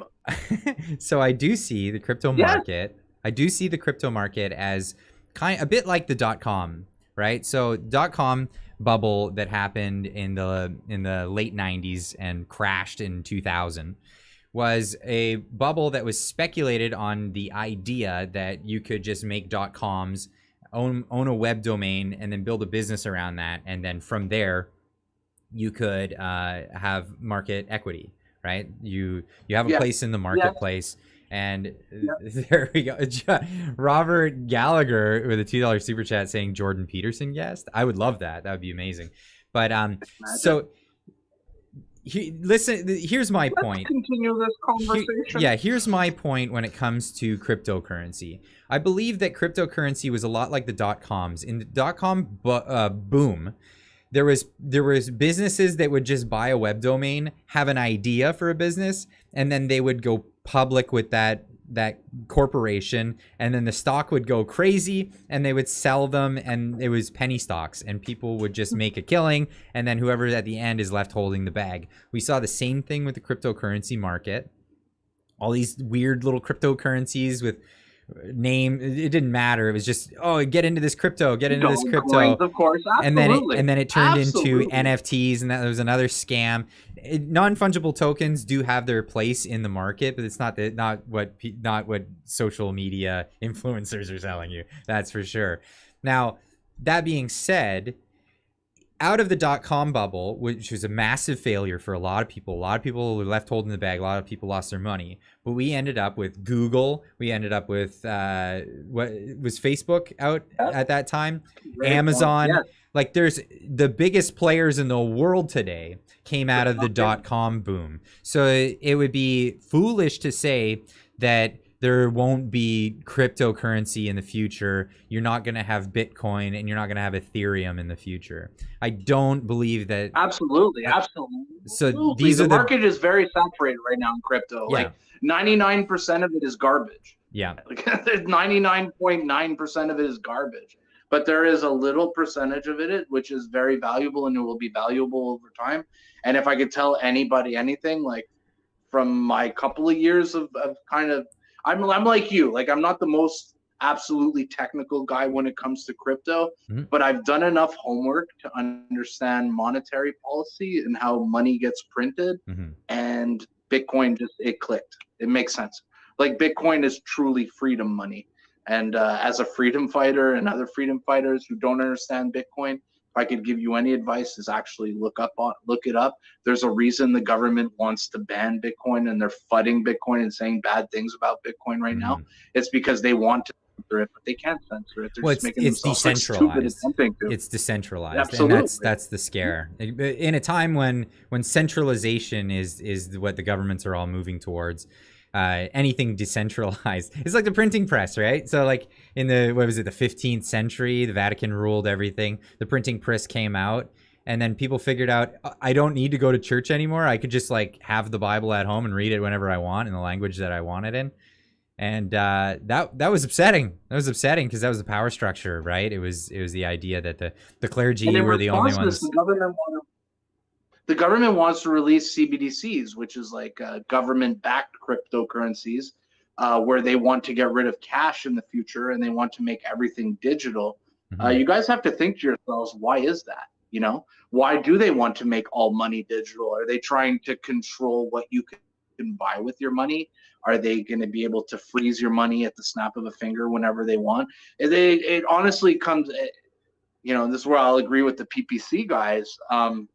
This actually applies to electric cars too. Why do they all want us to be using electric cars? Because they want to control us, right? Government always wants control, especially this government. This government's really shown their hands, this liberal government, about how power hungry they are, especially like Bill C-11 and a lot of the things they're talking about. Truly scary times we're living in, you know? That's why I think Bitcoin's great. You know, you get yourself a wallet, you get your own Bitcoin, you take it offline, they cannot seize it. If it's on your own wallet, on your own little USB, it's offline. They cannot seize it. That is your money. People get nervous about that though. But then it could be stolen, and I'll never get my money back, and I'll lose it. Well, it's the same with cash, right? It's the same with gold. A lot of people in the chat right now saying gold, platinum, silver. These are the things that you want to have. And I'm not saying don't have those. Absolutely, I agree with you. Like traditionally, gold was what Bitcoin is. Like gold has always been a counter to inflation. The only thing is that since Bitcoin has come out in the last decade, gold has been getting absolutely reamed. Gold has been underperforming, to be honest. Like look at the gold chart; it's underperforming big time, especially in the time where they printed all this money in the last couple of years. Gold should have mooned, and it didn't. And I think it's because people are just putting their money in Bitcoin as the inflation hedge. You think so? Gold didn't move over the past few years at all. It moved, but it didn't move the way you would expect it to move. You know, it should have moved a lot more than it moved, and it didn't. And I think that's because all the speculative money went into crypto. Well, wouldn't that be a signal to get gold? Wouldn't that be a signal to buy gold if it hasn't moved yet? 1 second. Yeah. Okay. Okay. Honestly, for me, that sounds like a signal to buy gold. If gold isn't going up at the moment, that well, it hasn't caught up. It hasn't caught up. The demand isn't going into gold. yet. Now, the interesting thing about Yeah, gold, because gold is inefficient. Gold, you have to physically store Yeah. it. Gold, you need a safe. You know, if you want like a significant amount of gold, you need to actually store it. But if you want a significant amount of Bitcoin, all you need is a USB drive, a little wallet about this big. You know, Yeah. it's a game changer. yeah, because you can Truly. move massive amounts of it. Yes. Tempest says in the Absolutely. chat, gold value is tied to the American dollar. That is not true anymore. That changed in 1971 not when since Nixon changed the gold Nixon standard. got rid of the gold standard. Yes. He removed it In the entirely. early 70s. So it used to be weights and measures. That's Constitutional law is actually weights and for measures. your viewers. Yeah. That's when money became a scam. When money, like when they stopped backing currency with gold, is when, you know, fiat currencies like the U.S. dollar, the Canadian dollar, it all became a Ponzi scheme. Literally, that's when it all started. Pleb needs a Clyde do something beer koozie. CV. Is that what they're saying? CV fixes all. Yeah, it says in the chat. I'm not even need a to- drinker. I'm just having a good time. I'm having a couple of brews while I'm on the stream. I'm standing up. I've been standing up for an hour and a half doing the stream, talking to the people. Yeah, that's why You know, when I having a saw good you time. setting Let's up. read I'm like, some are you comments, okay? Clyde. Are you okay for 2 hours to be doing this? I'm good for 2 hours. Let's go. Let's read some of these guys. Can I read some of these comments, Clyde? Mhm. Like I told you, Yeah, the go for it. Pleb is a man of the people. Yeah, So yeah, I'm let's gonna do read this. the comments. What are some fine buy gold and silver at lows? Of course. That's obviously you should always be buying the lows. You should never be buying the highs. Mhm. Fort Knox was empty when they moved away from the gold standard. Come on. Yeah, Pierre Elliott Trudeau took the Canadian dollar off the gold standard. So yeah, there's a confirmation there. It was at the same time that Nixon was in office. I believe that to be true. Clyde coins found in 65 BC. Try early 1900s, says Special K on acid. I'll try some Special K on acid, I guess, in those days. Small foreheads. I don't get the joke. Zero digital. And you want to know what I also think, Clyde? I think like during the Freedom Convoy, they were seeing a lot of donations coming in from Bitcoin. You remember that? Mm-hmm. When they were like sending in Bitcoin donations, and then they like froze these Bitcoin addresses that were on these exchanges. Yeah. I think the government has a vendetta against Bitcoin after they saw how much money flowed into the protests that they could not censor. So it became a very big problem for them. So PP, when did PP say to buy Bitcoin? Is that actually a true thing, or are they just kind of throwing that in his mouth on that one? Bitcoin. Pierre said that Bitcoin is a good hedge against inflation, which he's absolutely correct. Which if they zoom, like they're attacking Bitcoin, they're attacking Pierre on his suggestion he made 6 months ago, and Bitcoin. We're in a bear market right now. Like they like to attack Bitcoin's performance, but you don't hear them talking about the stock market. Why are the liberals never talking about the stock market? Yeah, stock why are market's liberals down never talking everywhere. about people's pension plans? Everyone's down. Everyone's getting creamed. Yeah. And Bitcoin is like is dipping at the same rate as like the stock market.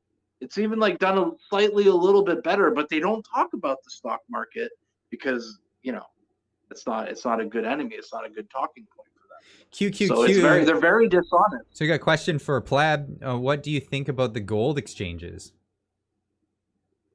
So like not physical that, gold, but like actual like stocks in gold. Not too well versed in gold stocks. I believe in. I'm a crypto guy. I'm a crypto guy, man. Fair enough. Gold has a lot of expenses. You gotta dig that stuff out of the ground. You gotta store it. If you want to sell, you have to like physically haul your gold and go and sell it. It's an old school type of product in a new world. Yeah, I love gold. Have some when gold. currencies fail, the first thing that everyone has to do is go to the barter system. And people are like, why don't we get back to the barter system? We don't need all this money. It'd be great if we just had the barter system. Then everything would work fantastically. Well, there's a reason we have money, and the barter system has some serious flaws to it. It has some serious issues. It's commodity trading is what it is. But the problem with the barter system, and Dr. Walter Block, he used to be with the Fraser Institute. He has a very good analogy, and he calls it the problem with it the double coincidence of wants. And his analogy is that if you're a pickle wanting chicken farmer, you have to find a chicken wanting pickle farmer. And until you find those two things, there's no exchange. No exchange takes place, right? And in order to exchange in the barter system, you have to go find what a lot of people want, whatever commodity that's easily like you can put into small denominations. Yes. That's very common throughout the community of people that you're trading with. And then that thing, they got a word for it. It's called currency. A commodity that you use specifically for trading with other people that you don't actually use but holds or stores value. And whether it's speculative or intrinsic value, that's called currency. Now, cryptocurrency, Bitcoin, in its first onset with its massive boom upwards, caused it to have a real struggle with denominating into small numbers, even though you can divide it up. But people are paying in fractions of Bitcoins. And because the market was up and down so much, it's really difficult to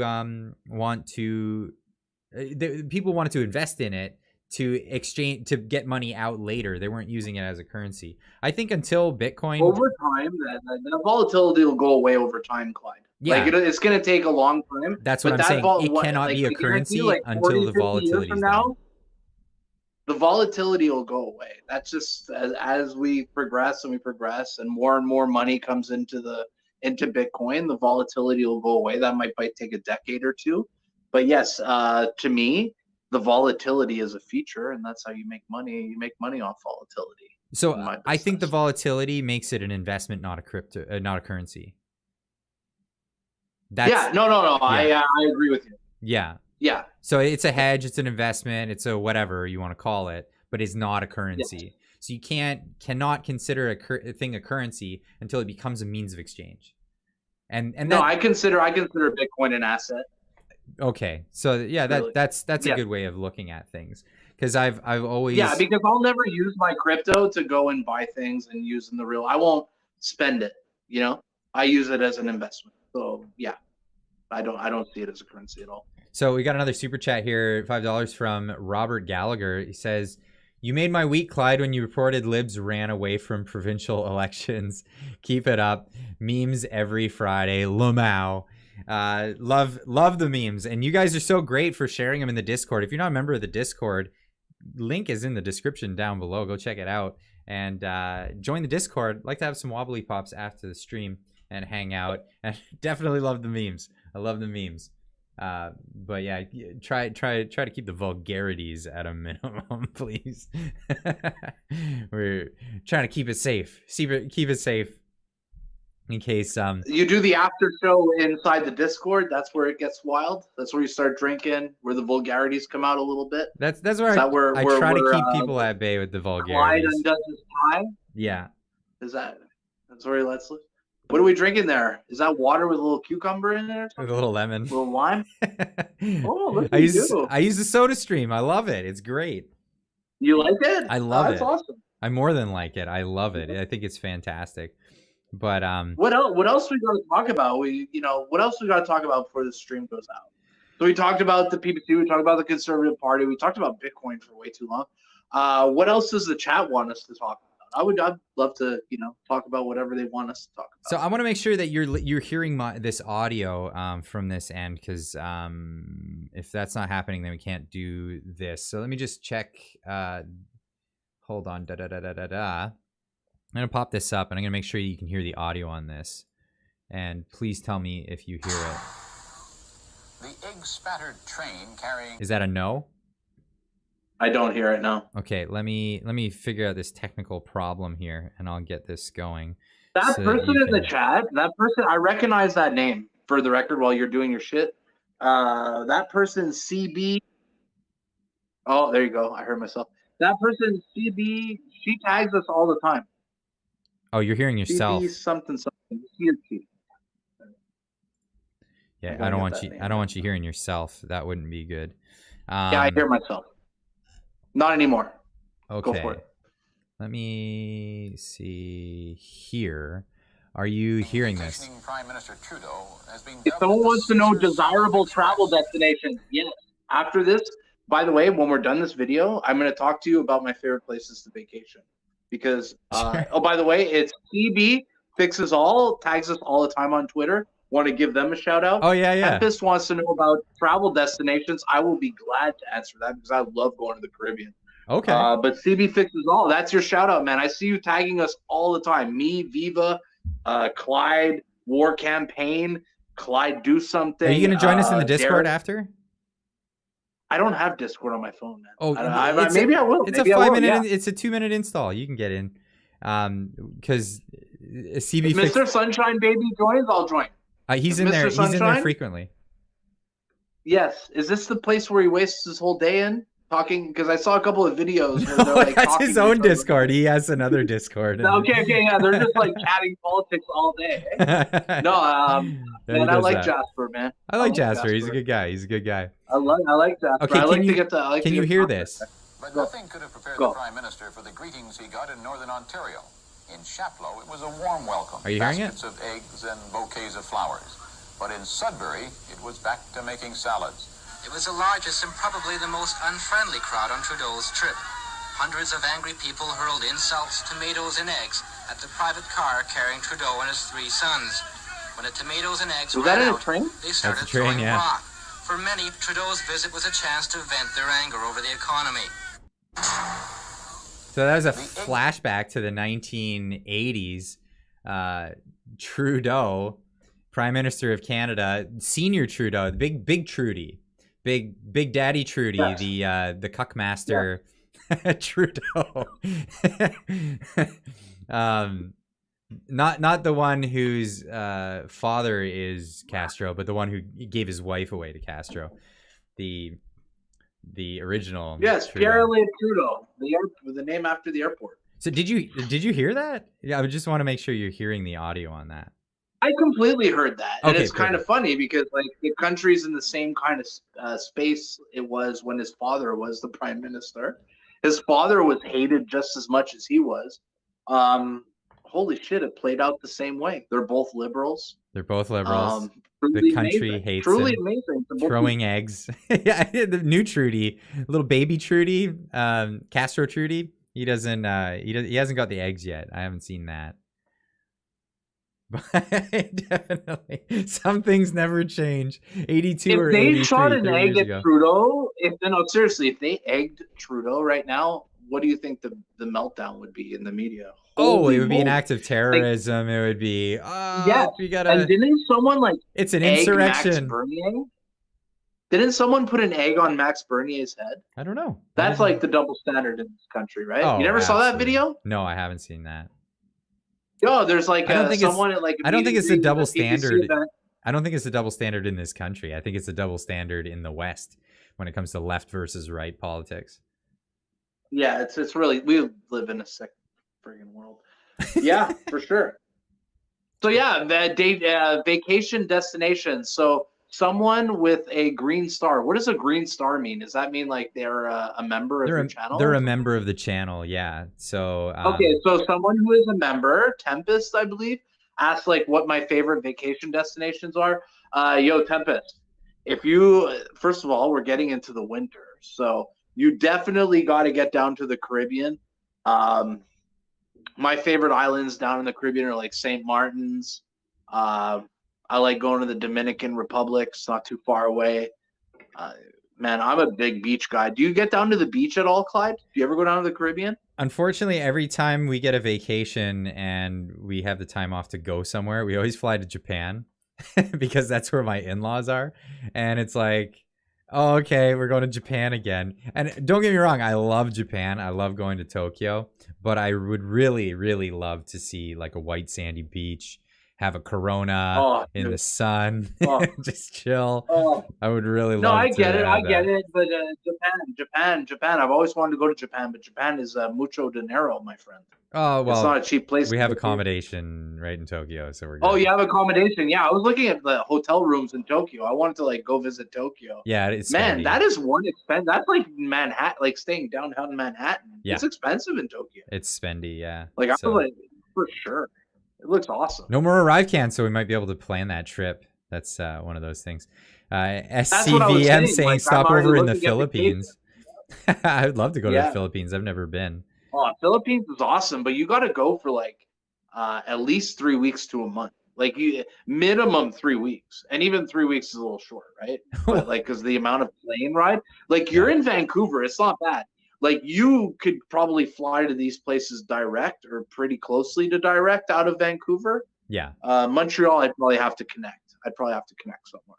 Yeah, connection At flights least- are just off the table anymore. We did it once. We went to Fuck we that. went to Yeah. what was it, LAX, and then went over because the flight was cheaper. Never doing it again. 4 hours in LAX. We had to go through the TSA twice because when you arrive, they want you to go into America, like through the TSA and everything, and then go back in through the TSA to go back on your plane. You can't just sit in the airport and wait for your connecting flight and go on the next flight. Don't do it. Don't ever do it. Granted, Clyde, the TSA is a lot better than what we have. Like I traveled a few times during this pandemic. I traveled earlier in the pandemic, and it wasn't as bad. But like I went to Chicago probably like 3-4 months ago. No, probably yeah. I went to Chicago in June, right? So like I went in the height of it of like ArriveCan nonsense. Oh my god, dude! They completely ruined the travel experience. They really did. I think they did on I purpose. got to the Ottawa. I was living in Ottawa at that time, and like I get to the airport, no staff. I'm waiting like 40 minutes to clear my bags. When I got back to O'Hare to like go back to Canada, the amount of time it takes to get through TSA compared to like Canadian security is night and day, man. Especially during the pandemic. What were you Before doing the in pandemic, Chicago? like, we were pretty competitive. I was visiting my friend. My friend flew me down. He's like, hey, man, I have a friend in Chicago who is a very rich businessman who happens to be very eccentric, kind of like myself. And he's like, hey, I bought some tickets for midget wrestling. You know, I got like VIP tickets to midget wrestling. Can you fly to Chicago? I'll fly you out. And he put me at one of the nicest hotels in the city because he wanted me to go hang out with him at a midget wrestling show. Where these are the were kind of you people- on a cold January evening at 4 a.m. Near the subway in Chicago? I was not there. I was at the convoy. It was a convoy. You weren't the guy who January, got I was Jesse in Smollett? Ottawa. No, okay. I was scrolling around Ottawa. I was hanging around Ottawa back in January, buddy. I was, you covered it. You saw the Freedom Convoy. Oh, I'm confusing you with the another convoy was a religious MAGA supporter, I guess. We got MAGA. Who's MAGA? I'm bugging about now they're talking about midget. the Jesse Smollett thing. I was just bugging about that one. But I got another story that I want to cover before we get out of here. And Go for it. this one is kind of, well, it's lame. It's lame, and it's of course it's variety news, and this is why I want to cover it. And this is Jordan Peterson breaks down in tears when asked about Olivia Wilde calling him a hero to the incel community. Sure, why not? So this is an article where they try to tear up Jordan Peterson because he actually got emotional during an interview with Piers Morgan. And well, we'll get into what actually happened. But this is what they wrote in their article, and this is how awful the writing comes from these individuals. I just want to show how horrible and vitriolic these people are. Jordan Peterson broke down in tears during an interview on Piers Morgan Uncensored when asked about Olivia Wilde referring to him as a hero to the incel community. Wilde was on her Don't Worry Darling press tour when she revealed to Interview magazine that Chris Pine's villainous character in the film Frank is based on Peterson. Wilde called Peterson this pseudo intellectual hero to the incel community. Sure, why not? Peterson said when Piers Morgan asked if Wild's assessment was true of him. Anyway, so this goes into about how he's a piece of crap for even crying, and why would he get so upset, or poor him, boo-hoo, haha, cry, you Weasley old man, you're so horrible. But let's look at the actual clip here. And this is what actually took place, and I want to get your reaction to this. Want to? Oh, absolutely. I want to ask you just quickly. The film director Olivia Wilde has a new movie out, which she says is based on you, this insane man, this pseudo-intellectual hero to the incel community. Incel being these weirdo loner men who are despicable in many ways. Is that you? Are you the intellectual hero to these people? Sure. Why not? You know, people have been after me for a long time because I've been speaking to disaffected young men. You know, what a terrible thing to do that is.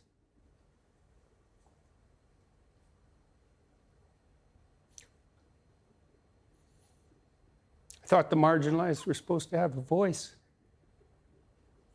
It's making you emotional. Talk about that. Well, God, you know. It's very difficult to understand how demoralized people are. And certainly many young men are in that category. And you get these casual insults, these incels. What does it mean? It's like, well, these men, they don't know how to make themselves attractive to women who are very picky, and good for them. Women, like, be picky. That's your gift, man. Demand high standards from your men. Fair enough. But all these men who are alienated, it's like they're lonesome and they don't know what to do, and everyone piles abuse on them. When she said that, Olivia Wilde, it stung you, didn't it? That's all the reaction. By reaction. that time, you know, that as far as critiques go, that was kind of low level. I mean, once I got painted as Red Skull, you know, magical super Nazi, that was kind of the end of the insults. There's no place past that. So when Olivia Wilde made those comments, the first thing I did was go look at the preview for a movie, which I quite liked. I thought I would go see that movie probably, and perhaps I will. It didn't really bother me. My family and I talked about it right away, and we were able to respond to it with some degree of humor, which... And he goes on to say that he joked about, I hope he has the same fashion sense as I do, that kind of thing. Pleb's reaction is Jordan Peterson is an emotional guy. He wears his heart on his sleeve. Mm-hmm. He's an emotional guy. He's very human. He's very compassionate. I am a big fan of Jordan Peterson. They love attacking this guy, and I don't know, man. I like Jordan Peterson. The more these people hate on people like Peterson, they hate on people like Polyev, it makes me like them more. And I think Peterson showed some emotion. He showed a real side. It showed compassion there. And these people just love to attack, human emotion like that. You know, that's what these sick leftists like to attack, and it shows their lack of humanity. Wow. That's my thoughts. See, I have this impression of the left. They say men need to be more emotional, and then when you're emotional, they tell you to harden the F up, right? Like, you can't win when it comes to these people. And he strikes a chord here that there's this disaffected group of men out there because they were raised by the people in the society that have raised them to hate masculinity, hate what it is to be a man, and then they can't make themselves attractive to women. And it's difficult for people in that situation. And Jordan's getting emotional because he's like, how sad is it for these individuals that have been taught this is who you should be. This is how you should be and who you should be. And once you get there, we're going to ridicule you and make you feel terrible about it. Like, there's no justice in that. For people who claim to be social justice warriors, where's the justice? If their leftist hero was crying on television because George Floyd died or something, they would be celebrating it. So these people are just like huge hypocrites, to be honest. Let's be real. They're just big hypocrites, and they only attack things when it's to their advantage, and they bash things when it's against them, and that's how they play the game. As a conservative, I like to call out my own side, and when they screw up. And one thing I notice about the other side is that they never call themselves out on their own screw ups. And I think that leadership comes from the top. Like if you look at like Question Period, you look at Parliament, you look how their leaders react, like Justin Trudeau, Chrystia Freeland. These people are answering questions and they're not answering questions. These are who these people look up to, and that's their leadership, and they're setting the example for these dummies, and this is what you get. I don't know if that was a really good. Rant. No, that was really good. That was really insightful. I appreciate that. I like hearing different points of view. I watched this clip earlier and I toyed around in my head and I thought about what was going on there, and I really appreciate your commentary on that clip. The left really they pour attacks onto these people like ever since Polyev announced his leadership. I've been following his comments section. I don't know if you ever get a chance to read the comments under a Pierre Polyev post, but no, I tend to do like the post and ghost thing. Like I'll post and then I'll read through my notifications on like people who reply to what I'm saying and stuff. I don't fully ghost things. But if I reply in a comment section of somebody else's thing, I post my reply and then I'm out. That's it. That's what Rogan does. I don't know. Are you a Joe Rogan fan? I love Rogan. Yeah, he's great. He's great. Yeah, he's I'm a Rogan guy too, right? Like he talks about it. He's like in the comment section, no way. He's like post and ghost. I'm out. Yeah, so I'm not quite there where I don't really get that much vitriol. Like I almost want more vitriol. I feel like I'm not successful. Like at a point. Yeah, you would have a bigger following if you were engaging more. You're not playing the Twitter game as the way the pleb plays. Well, I don't play it the way you play it. I play it in a way that I engage. I do engage. This is 4D chess. This is 4D chess. You're doing the 4D you don't chess. Build a following. This is 4D chess, Clyde. You gotta play. There's factors. You gotta play the algorithm. You gotta play content that favors the algorithm. It's the kind of same thing as YouTube, right? Like with you guys with your clickbait titles and what's going to get people to actually watch. Mm-hmm. It works the same way in Twitter. Like, how am I going to get people to engage with my content? How am I going to get people to click follow? Like, it's the same kind of hustle. It's the same kind of game. Yeah, I think you're doing well if you have fans, and you're a success if you have haters. I think that's kind of where. Absolutely. And I don't have many haters. I'm starting to have haters. I'm starting to finally have haters. I hit 10,000 followers. Now I start to have the whole hardcore PPC loyalists after me right now. So I don't know. I'm not hated by the people I thought I would be hated by. I'm hated by, Yeah, that was. I found that out of left field or out of right field, I guess, in this case.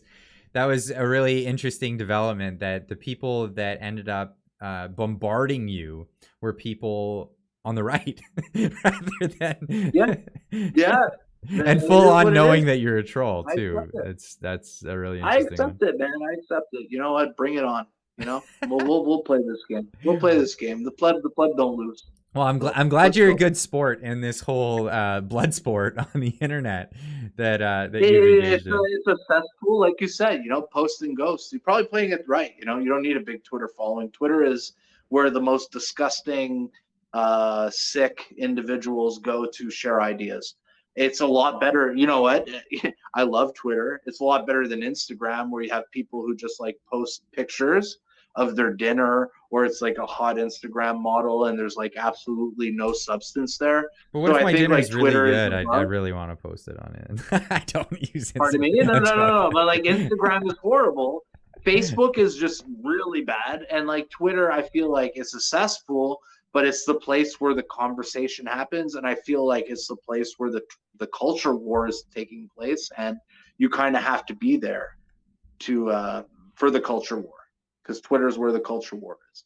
You know, Facebook's where your aunt, you know, posts pictures of her dinner. You know, Instagram's where the hot chick posts, you know, a picture of her on a beach, and like Twitter is where the culture war is truly happening, in my opinion. Yeah, I agree with that. And that's YouTube why I'm as there. well. And YouTube as well. And again, this is why I used to tell people I go to Twitter so you don't have to. I go to the hyperbolic chamber so you don't have to get pressurized. But I'm encouraging people to go to Twitter now. Fill it up with all kinds of people. No, YouTube is still number one for the record in terms of influence. Like YouTube is still number one by far. And I'm stupid. I should be on YouTube, but I feel like it's a lot of work, man. I can only imagine. Come on over. You're married. You have a job as a mechanic. Yeah. You're putting out like what, 1 or 2 videos a day. I see you working, Clyde. I was in my truck the other day.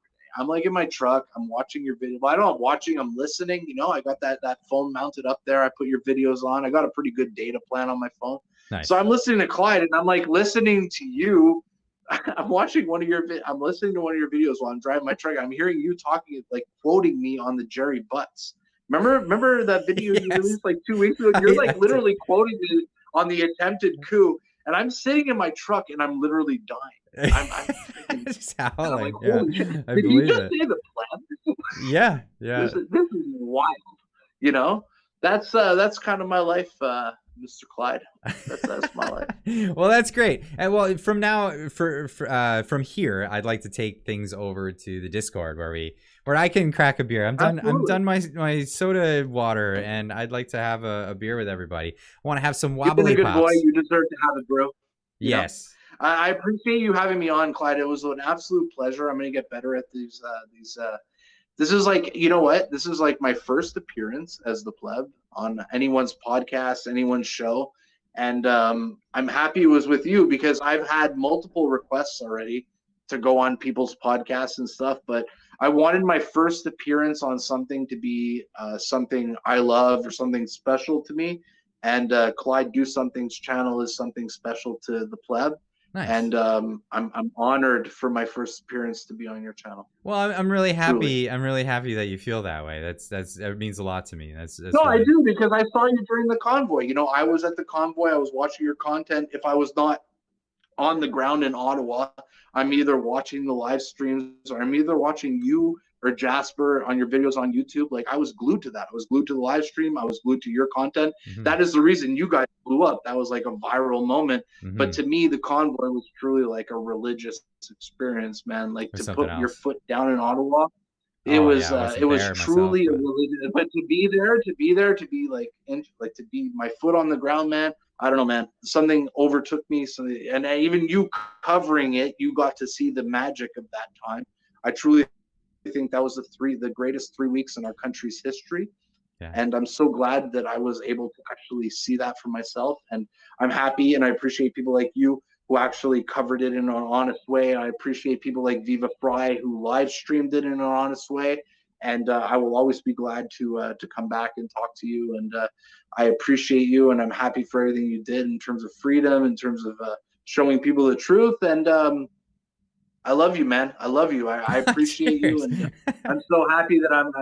This is the first time. This is the first appearance is on the Clyde Do Something channel. Awesome. Yeah, this is your big debut on YouTube. Now you got to get a YouTube channel, and then I can promote it, and I can tell everybody. Go. I have a YouTube channel, but only has like 100 followers. Yeah, you got to use it. You got to use it. Yeah, I should. Yeah. Thank you, Clyde, for having me on. Absolutely. I appreciate it. Much love. Much love.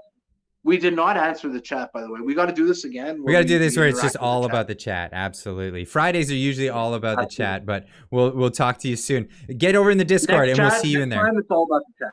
Yeah, we'll get. Take care. Okay, cheers. Yeah. All right, guys. That was the Pleb, Twitter troll, who's on our side on this whole thing. But that was a lot of fun. It was a lot of fun. I've been meaning to chat with the Pleb for some time, and finally made that happen. He usually has an earlier schedule, so he can't do evenings. But I wanted to talk about what's coming up in this week coming up. I'm going to have some other extra streams coming up this next week.